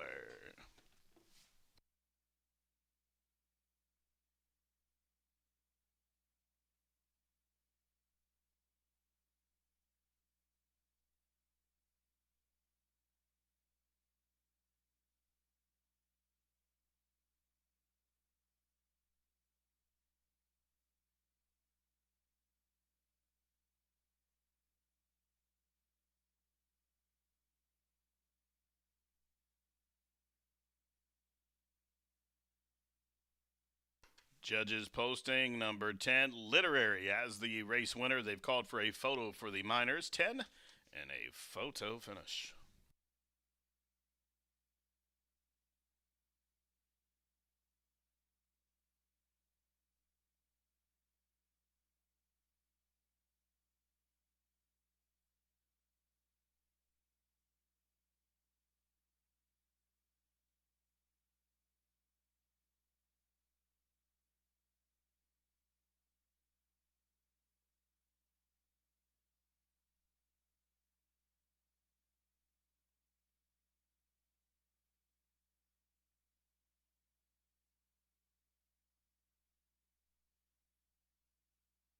Result of the photo showed number 7, Beach Kitten, to be second. Third, number 2, Retail Therapy. Fourth, number 6, Eyeshadow. And fifth, number 9, Calfa. 10-7-2-6-9, but hold 'em all. The inquiry sign has been posted. Steward's inquiry concerning the actions of the top 2 around the quarter pole, and also a jockey's objection. The jockey of second place finisher number 7, Beach Kitten, Oscar Villarreal, has lodged a claim of foul against the unofficial winner number 10, Literary, and Mitchell Murrell, alleging interference nearing the quarter pole. Jockey's objection, steward's inquiry, it concerns his top 2. Hold 'em all.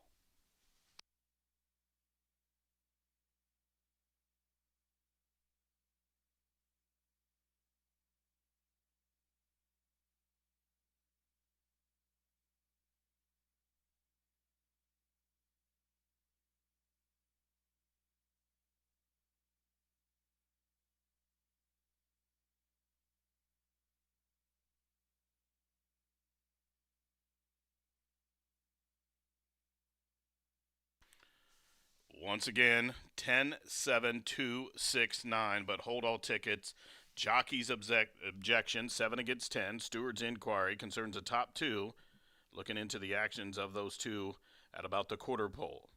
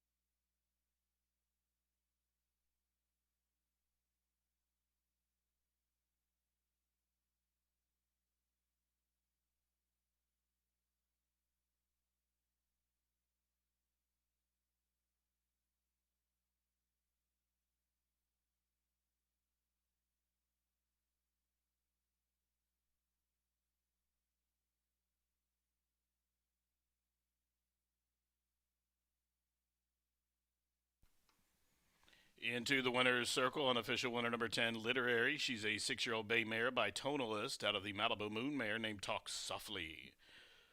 The unofficial winner owned by Essex Long, trained by Tim Eggleston, Mitchell Murrell up top. Literary, unofficially a 6-time winner, 109 and for the running time. She was bred in Kentucky by Robert S. Evans. Again, inquiry and objection still in progress.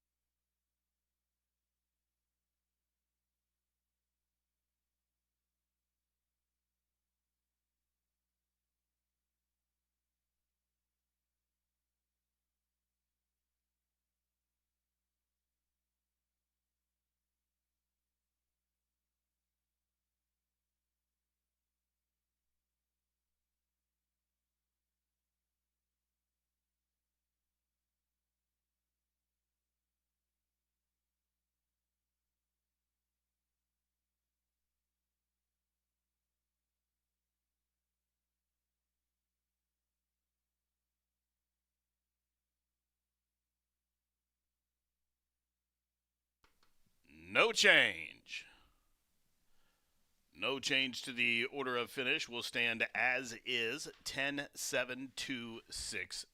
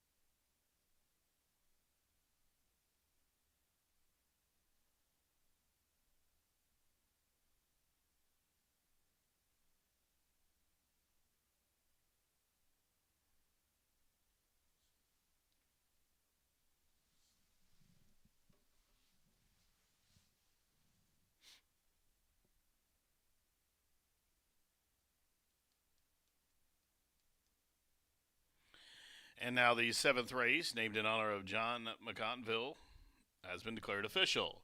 660, 280, 240 on the winner. Pentafecta, 222.70.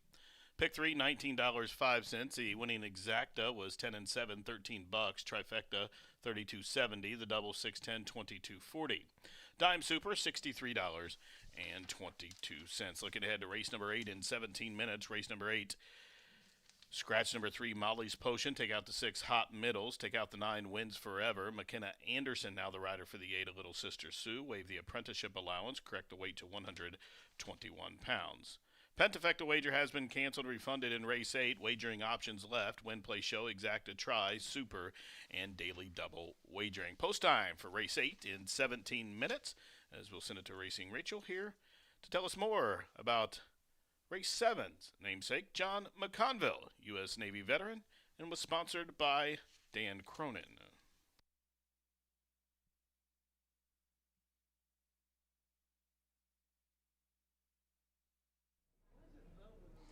As Jimmy Mack said, we would like to thank Dan for his generosity, and his donation will go directly to the HVAF of Indy.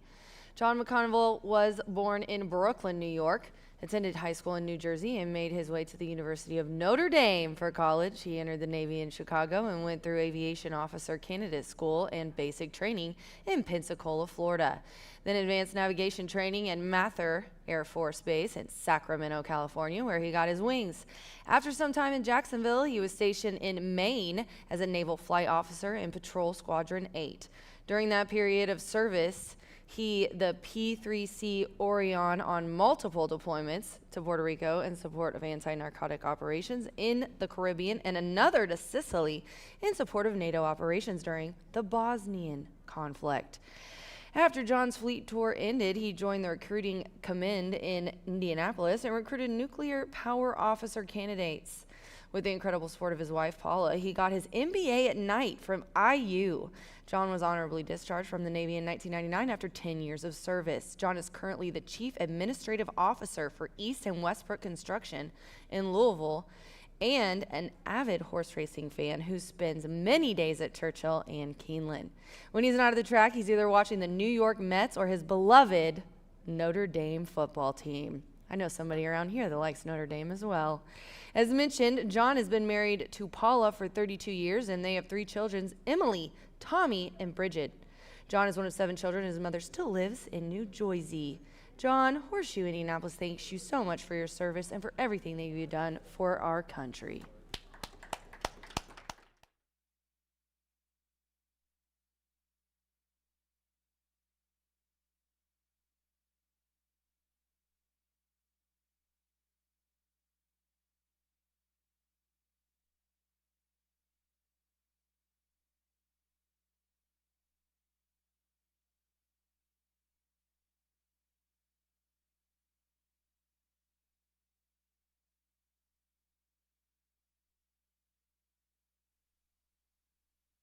And they are racing in the John McConville presented by Dan Cronin. And it was a fast beginning for Eyeshadow, who rockets right to the front. Little Sass, the 7-time winner in chase mode from second. What's cracking to the outside in third. In between horses, the Gray Beach Kitten, the 10-time winner, is fourth and about 3.5 off the pace. Literary to the outside of Lucky Phoenix on the run down the backstretch. Still 3 back to Retail Therapy, 2 to Caltha, and at the back of the pack, Teardrop Tiara. They've been into the far turn, the quarter on the board. 21 and 4. Hot Tempo being set by Long Shot. Eyeshadow shows the way a length and a half to Little Sass there in second. Beach Kittens moving in tandem with Literary, and they're coming at the pace setter and parked out wide as they work around the far turn is Long Shot Lucky Phoenix as they race towards the head of the lane, and Eyeshadow will cut the corner. Beach Kitten just had to slam on the brakes as Literary loops up off cover to the outside. Here comes Literary up and after Eyeshadow. Now Beach Kitten, she's found clear running coming down the stand side, 1/16 to go, and Literary is opening up on Beach Kitten as they race down towards the wire. Literary, now a 4-time Indiana winner. It got tight for second. Beach Kitten, I think, just held Retail Therapy.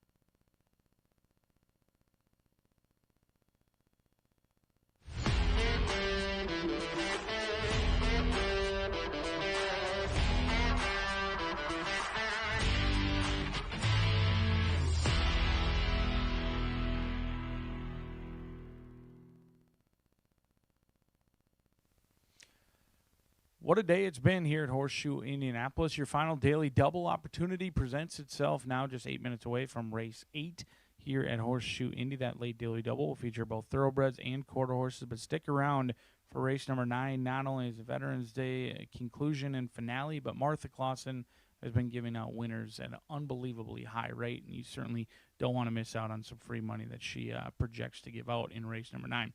Scratch 3, 6, and 9 out of this thoroughbred finale in here, and it looks like a wide open race. May only have a field of 6. A ton of early speed in here, and I'm going to go to the class of the field in this spot, or at least what I believe to be the class of this field.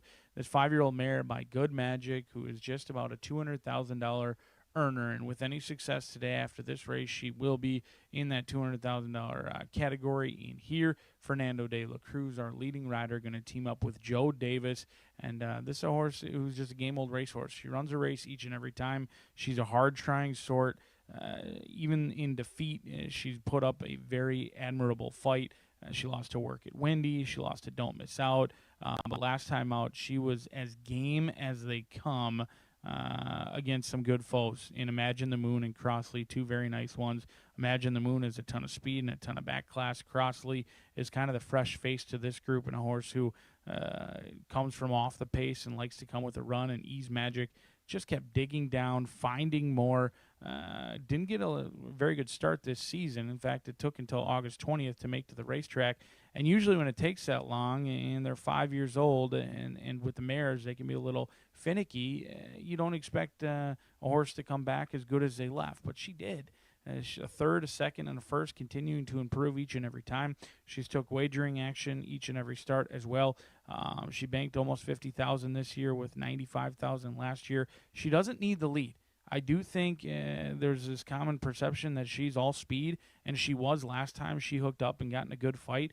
But in this race, it's a kamikaze mission going to the lead. I think both Ease Magic and Fat Chance are likely going to take off of it. But if anyone has to go, it's likely Ease Magic down on the inside. But Ease Magic, a Tim Eggleston trainee, as is Sweet Scorecard. And I do know Sweet Scorecard, who I used in second, is going to be on the engine. She's got one way to go. She's still eligible for non-winners at 2. So this is a tall task. Now, her numbers fit, her buyers fit, everything fits, but she's facing some tough foes in here. I mean, Click is a 4-time winner. You've got Ease Magic, who's a 5-time winner, and then Fat Chance, who's a 3-time winner. Sweet Scorecard still has the N2X. And so this is a class jump per se, but the way the track's playing on the front end, you want to be close. Sweet Scorecard is incredibly quick, and my guess is she's going to be quick enough to cross and clear, if not get out on that lead. 6 furlongs might be a little bit dicey. That last half furlong can be a little bit testy. If she starts to carry her head high, you better look out, because that means she's dropping anchor if she starts to carry her head and that carriage gets a little bit high. But she's been fast. She's been tested in the past.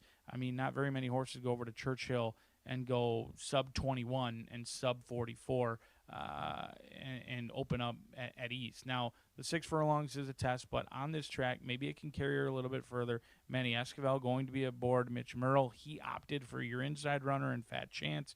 Manny is going to wear those silks of 514 Racing in here. This 3-year-old filly by Vacoma, she's got a ton of upside. She's proven in the past. I mean, she won on her maiden breaking score here at Horseshoe Indy by 15 lengths. That doesn't happen unless you're a good animal, and Sweet Scorecard has one way to go. Catch me if you can on the front end. She gets tested for class, but she's got the pace set up to have success in here. But how about Click? This 4-year-old filly brings in quite the resume. 3 wins in a row, a pure hat trick or a turkey, whatever you may call it, a field goal if you're a football fan. Those Colts continue to rock and roll. Arietta going to come in for 1 mount and 1 mount only. They've teamed up over at Fairmount Park and just gone to the racing office to pick up their checks when it's all said and done. Banked $32,000 this year. The scary thing about her is she's won with a layoff in between, rested from July 5th to October 21st, and not very often, but she came back just as good as she left. She won relatively easy.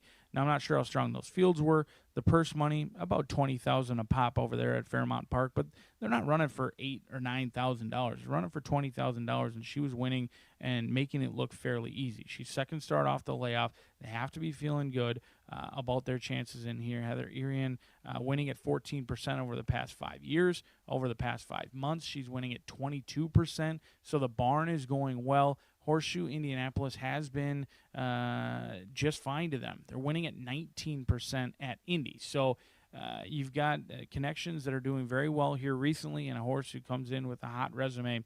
They thought so highly of this one that they even tried Churchill Downs as well. Click already has a win and a second at Horseshoe Indy. We'll see if the hot streak can continue for the daughter of Constitution. But I'm going to try and get the class of the field home in here. Joe Davis, Fernando de la Cruz, and Ease Magic on a day that we are all ever so thankful that Mr. Eric Hellstrom and Miss Christine Hellstrom are our fearless leaders on Veterans Day at Horseshoe Indianapolis. Thanks for tuning in, and I hope to see you all back here tomorrow, Wednesday, first post 2:10 for the penultimate day of racing. Good night.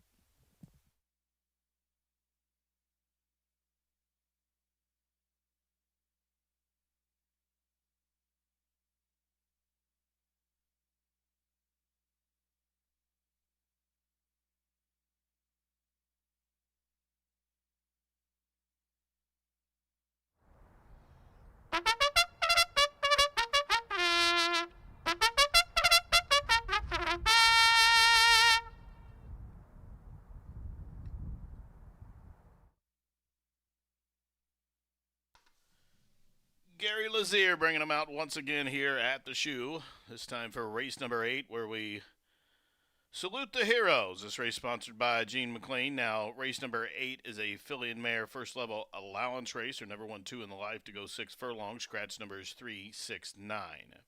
McKenna Anderson, the jockey on the 8, waived the apprenticeship allowance, make it 121 pounds. Win, play, show, exacta, try, super, daily double wagering here. Post time for the 8th race in just a couple of minutes. Ladies and gentlemen, this race is named in honor of all of our veterans in attendance here at Horseshoe Indianapolis this afternoon. Gene McLean has sponsored this race, and his sponsorship will go directly to the HVAF. Race fans, those of you here at the track, if you have served, we ask that you join us in the winner's circle after this race for a commemorative photo op and that beautiful picture by Cody Photo. Again, if you have served, you're here in attendance, we invite you to come to the winner's circle after this race and join us for a picture. Again, this race named in honor of all of our veterans, and if you're a veteran and you're here on track, please come join us for that ceremony following this 8th race.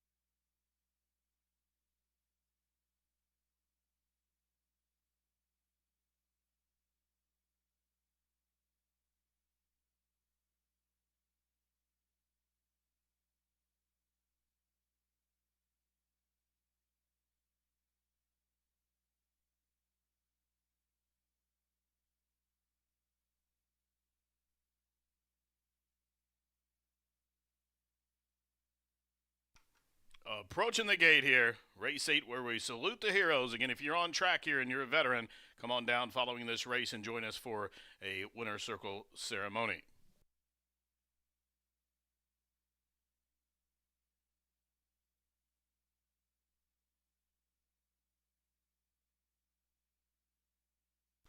Three to 5 on Ease Magic, taking on Open Company for the first time, goes in. Up comes Click. Click at 6 to 1 on the board, moving forward.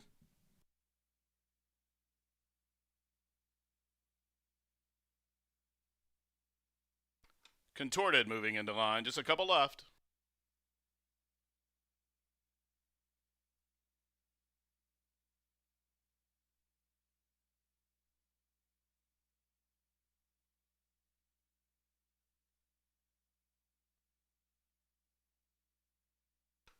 Sweet scorecard going in.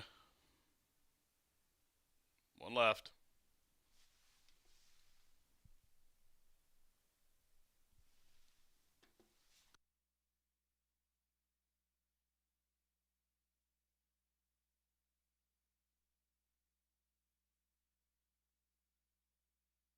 Still working with Sweet scorecard.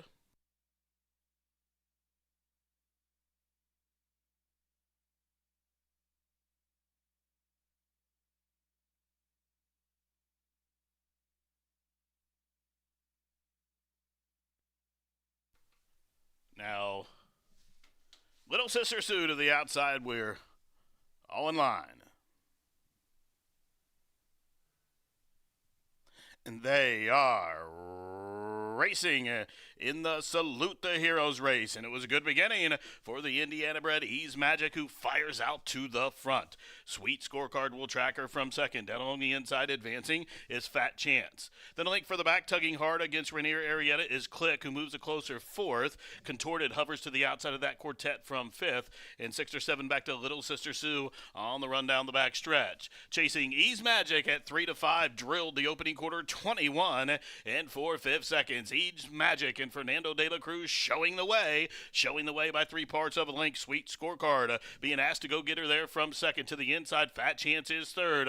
Up to the outside, Click still fourth. Still racing fifth is Contorted as they round the turn towards the top of the home stretch, and Ease Magic will whip them in. Ease Magic half mile time, wow, 44 seconds flat. It's Ease Magic with a furlong to find. She's still in front by 2. Sweet scorecard is full bore to come get her. Click is lugging in 1/16 to go. Ease Magic, the daughter of Good Magic. How about this filly? She's now a 6-time winner from 14 starts, and she took on Open Company with authority. Ease Magic all the way up top, and she stops the timer 1:08 and 4.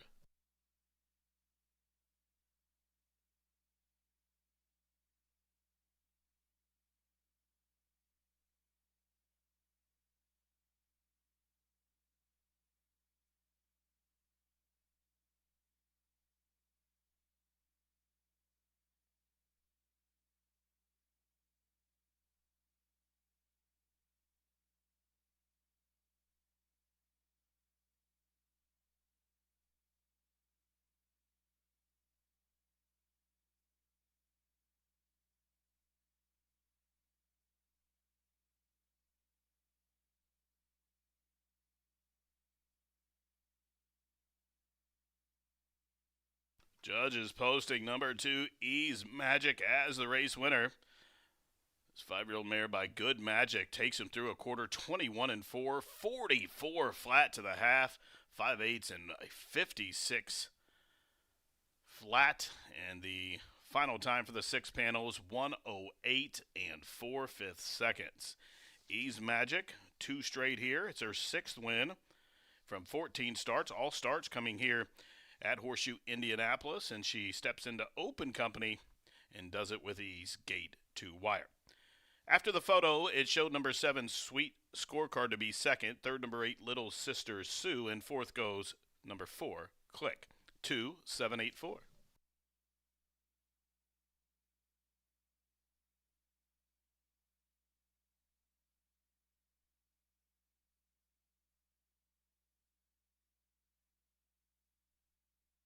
Again, race fans, if you're a veteran, we ask that you please come down to the winner's circle Following this for that ceremony here as we salute the veterans here. Race 8 sponsored by Gene McLean.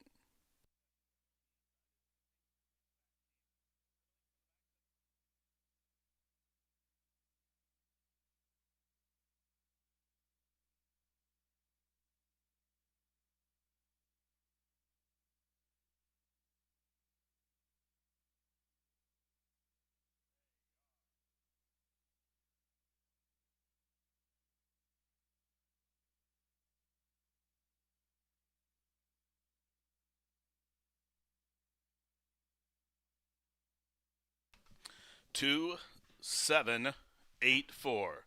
Into the winner's circle, Ease Magic. What a performance here she turns in. Gate to wire, 5-year-old bay mare by Good Magic out of the Yes It's True mare named Our Les Mis. The winner's owned by Al Bianchi Racing in partnership with Jay Oranger, Baytree Stables, and Austin Stewart, the winning trainer Joe Davis, and the winning jockey Fernando de la Cruz. Number 2, Ease Magic, bred here in the Hoosier State by Dennis Farkas. Ease Magic, 320, 220, 210. Exacta 1440. The try 3730. Pick 5, $88.45. The pick 3, $12.50. The dime super, $40.76. Now the Pentafecta was canceled and refunded. Pick 4, $73.60. The daily double 10 and 2, $11.60. Ladies and gentlemen, at this time, we would like to direct your attention into the winner's circle where the presentation being made as race number 8 is named the Salute the Heroes race, sponsored by Gene McLean. This race is named in honor of all of our veterans in attendance here at Horseshoe Indianapolis this afternoon. And also, we'd like to make special note of the following individuals or their families who we have honored in the past. Shane Christie, Robert Denny, Elmer DeWitt, John C. Dooley, Morris Jack Elmore, Alan D. Hallstrom, Michael Hines, Jerry Jackson, Henry Jacoby, Mick Joyce, John Kinzel Sr., Norbert Kors, Gary Lazier, Walter Macy, Chandler McGale, Jason Norris, Robert Pedigo, Donald Shane, Kevin Schott, Christine Schultz, Greg Tinsley, Louis Trefry, Bronson White, Mike White, and Louis Zukowski.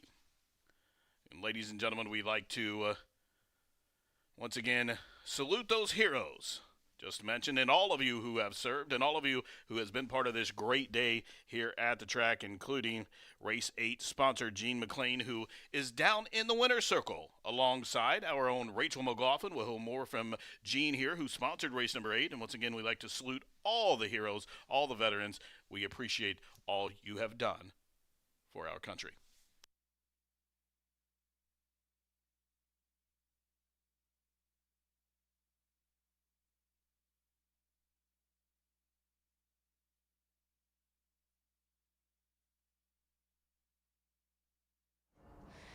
Ease Magic wins the final thoroughbred race. I don't care what they say. I think that horse was named after Eric. He brought the magic. Absolutely. And you brought the magic too, Gene. No, I'm just here to tag along and help with the singing.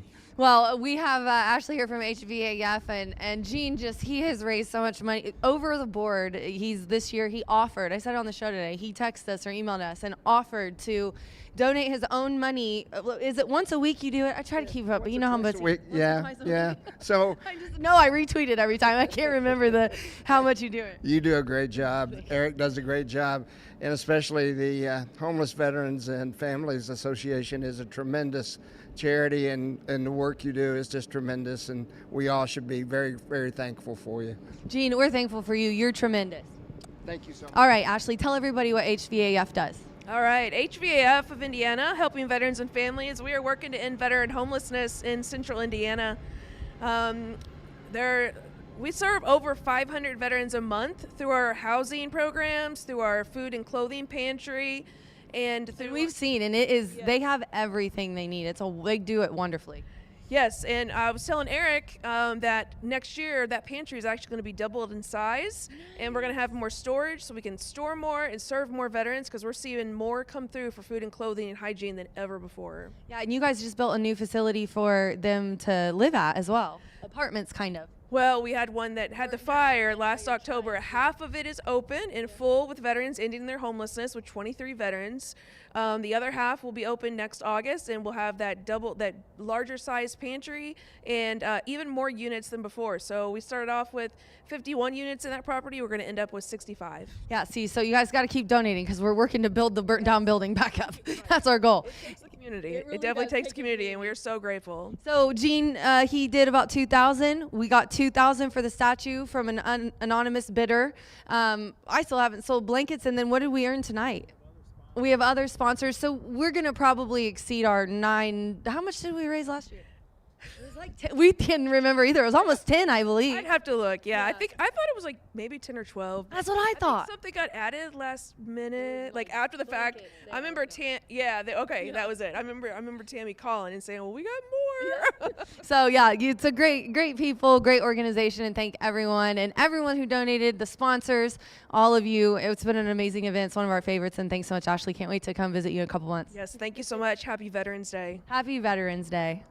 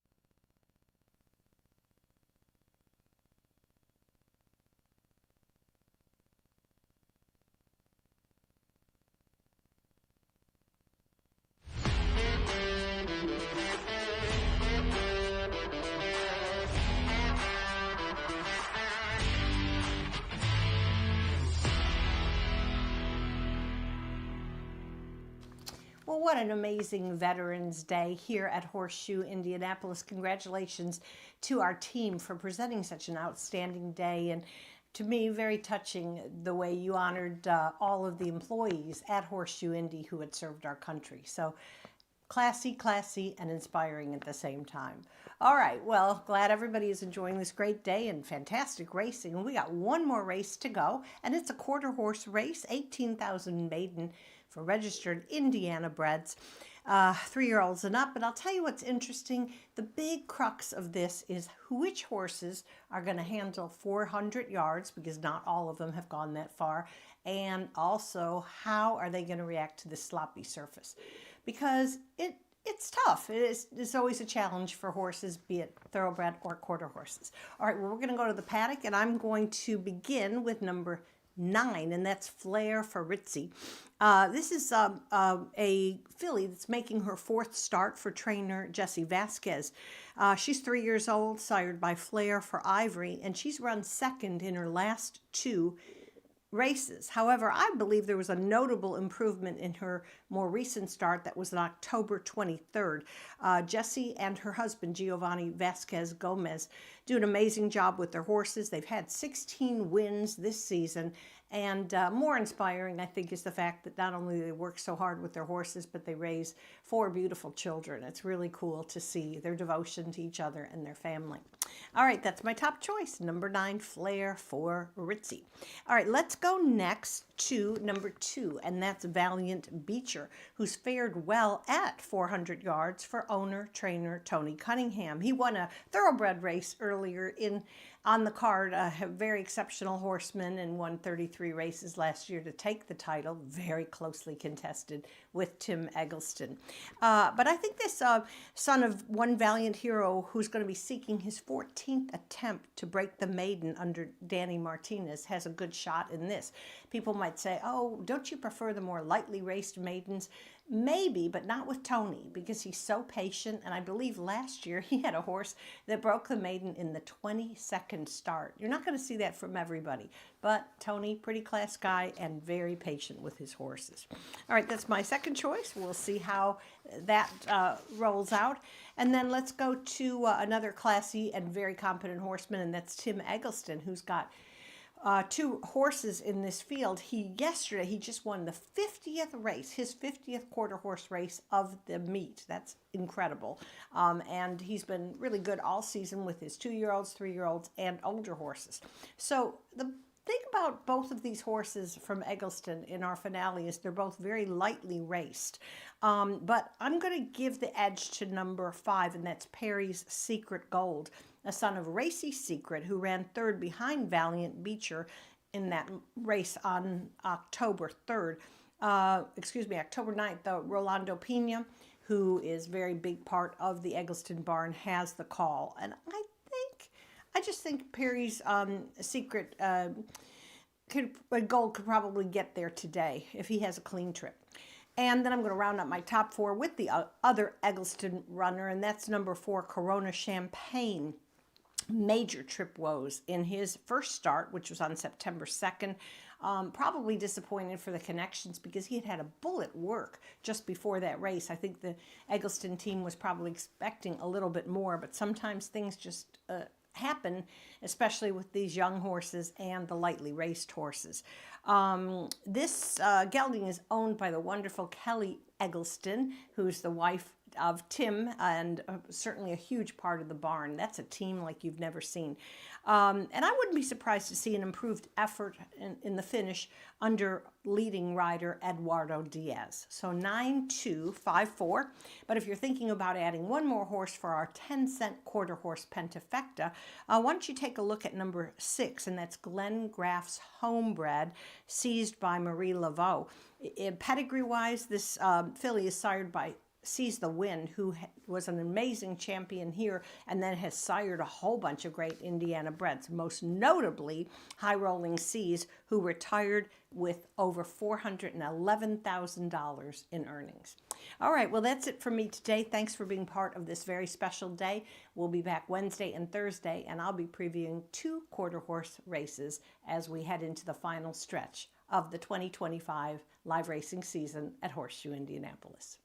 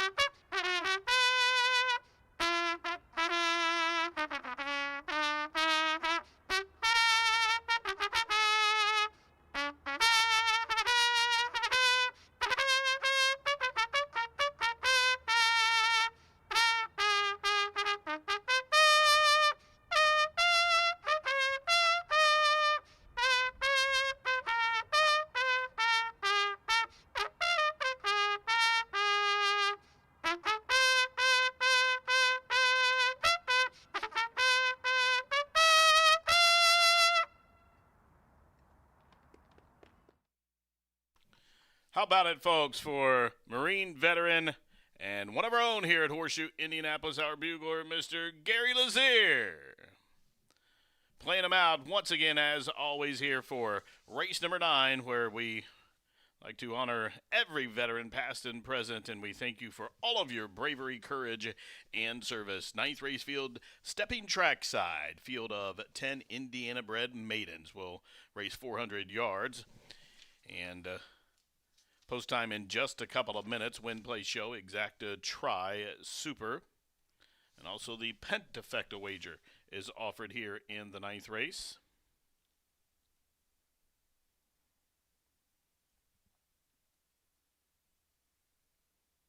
And just that one jockey change in here on the 7, the Magic Dragon Lady, will be Rios will ride.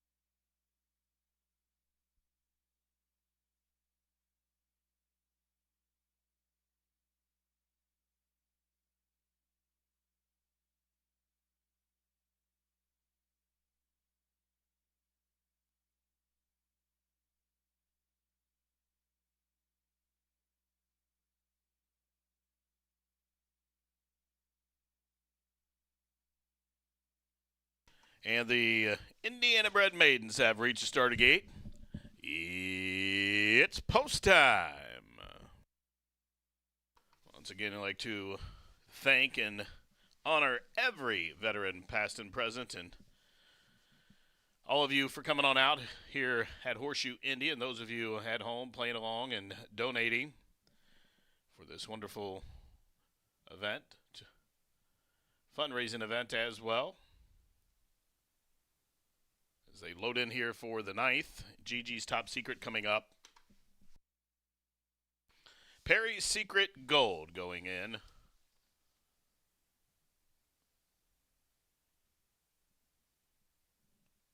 Just waiting on Flair for Ritzy. Flair for Ritzy, the favorite at 3 to 5, will load up. They're at the post.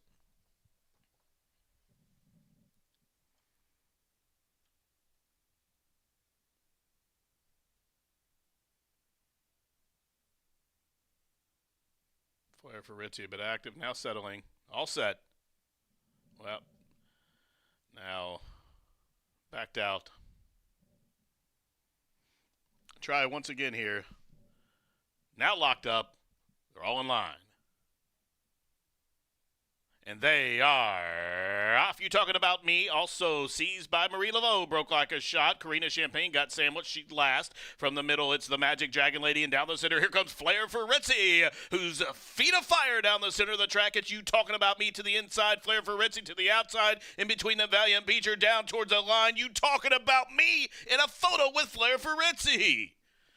Then Valiant Beecher, Perry's Secret Gold, Gigi's Top Secret was there as well, but noses up and down on the wire. You Talking About Me for Jesse Vasquez at 5 to 1, Flair for Ritzy, the other Vasquez at 3 to 5. Either way, it's a 9th race winner for the Vasquez team. Photo for win.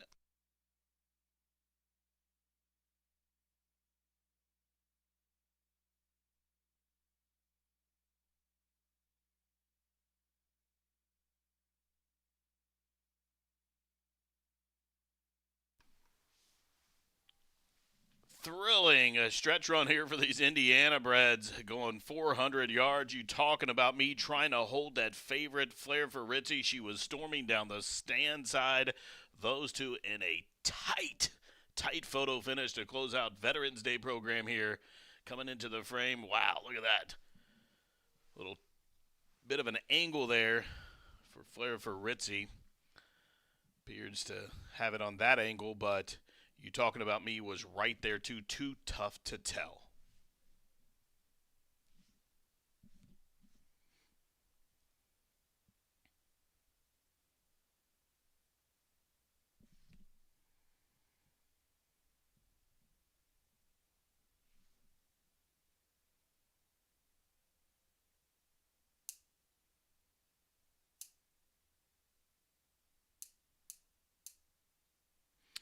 And number 9, Flair for Ritzy, did indeed get up over her stablemate, number 1, You Talking About Me. So, number 9, Flair for Ritzy, the race winner.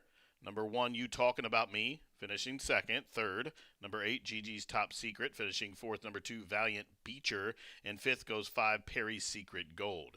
9, 1, 8, 2, 5, the Pentafecta numbers at Pentafecta Pool. Over $7,700, 3 to 5 on top, 5 to 1 for second, 17 to 1 third. 7 to 1 was fourth, and 12 to 1 for the bottom of the grand high five. 9, 1, 8, 2, 5. It's a Jesse Vasquez exacta. Flair for Ritzy getting up right on the square.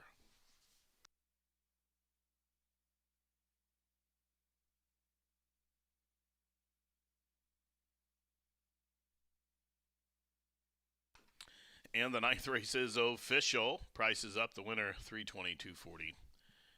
And $220. Exacta $13.80. The try $23.95. The double $6.80. Dime Super $19.09. Pick 3 $9.65. And the Pentafecta $137.92.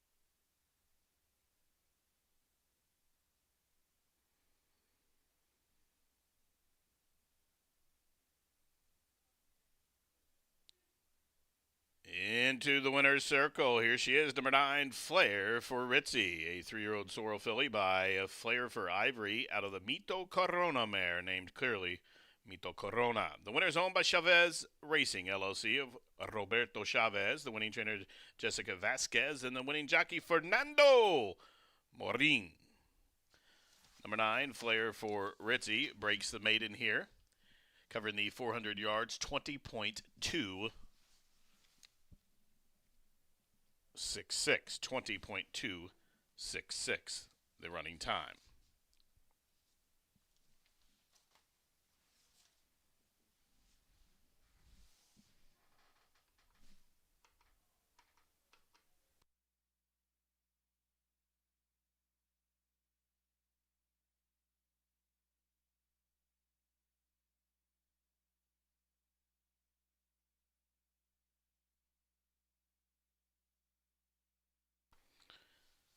Ladies and gentlemen, we have our winners in the Veterans Day Challenge, that 2,500 Veterans Day Challenge. The legend winners, the winner receiving receiving $1,000 played online. Samantha Eccles was the first place recipient. Finishing second, Stephen Luca online for $500. Also online, finishing third, Bill Bodie at $400, the prize for third. Finishing fourth, Joe Collins played online. We'll get $300. Finishing fifth, Mark Rudy was here on track. We'll get $200. And there was a tie for sixth. They'll split that $100. Mark Merrick and Steve Wallace finishing a tie for sixth. Again, congratulations to all of you who played. And of those eligible members, there will be 2 NHC seats once validated by the NTRA, given away to that NHC 2026 final in Vegas. But congratulations, Samantha Eccles taking out the top spot. Stephen Lucas second, Bill Bodie, Joe Collins, Mark Rudy, and then that tie between Mark Merrick and Steve Wallace. Well, race fans, that wraps it up for a beautiful edition of racing here on Veterans Day, the 121st day of the meet here. 9 races all in all. We appreciate everyone coming on out, supporting the HVAF and everything else that went on here this afternoon. Again, we salute the veterans. Thank you for all of your service, past and present. Good night.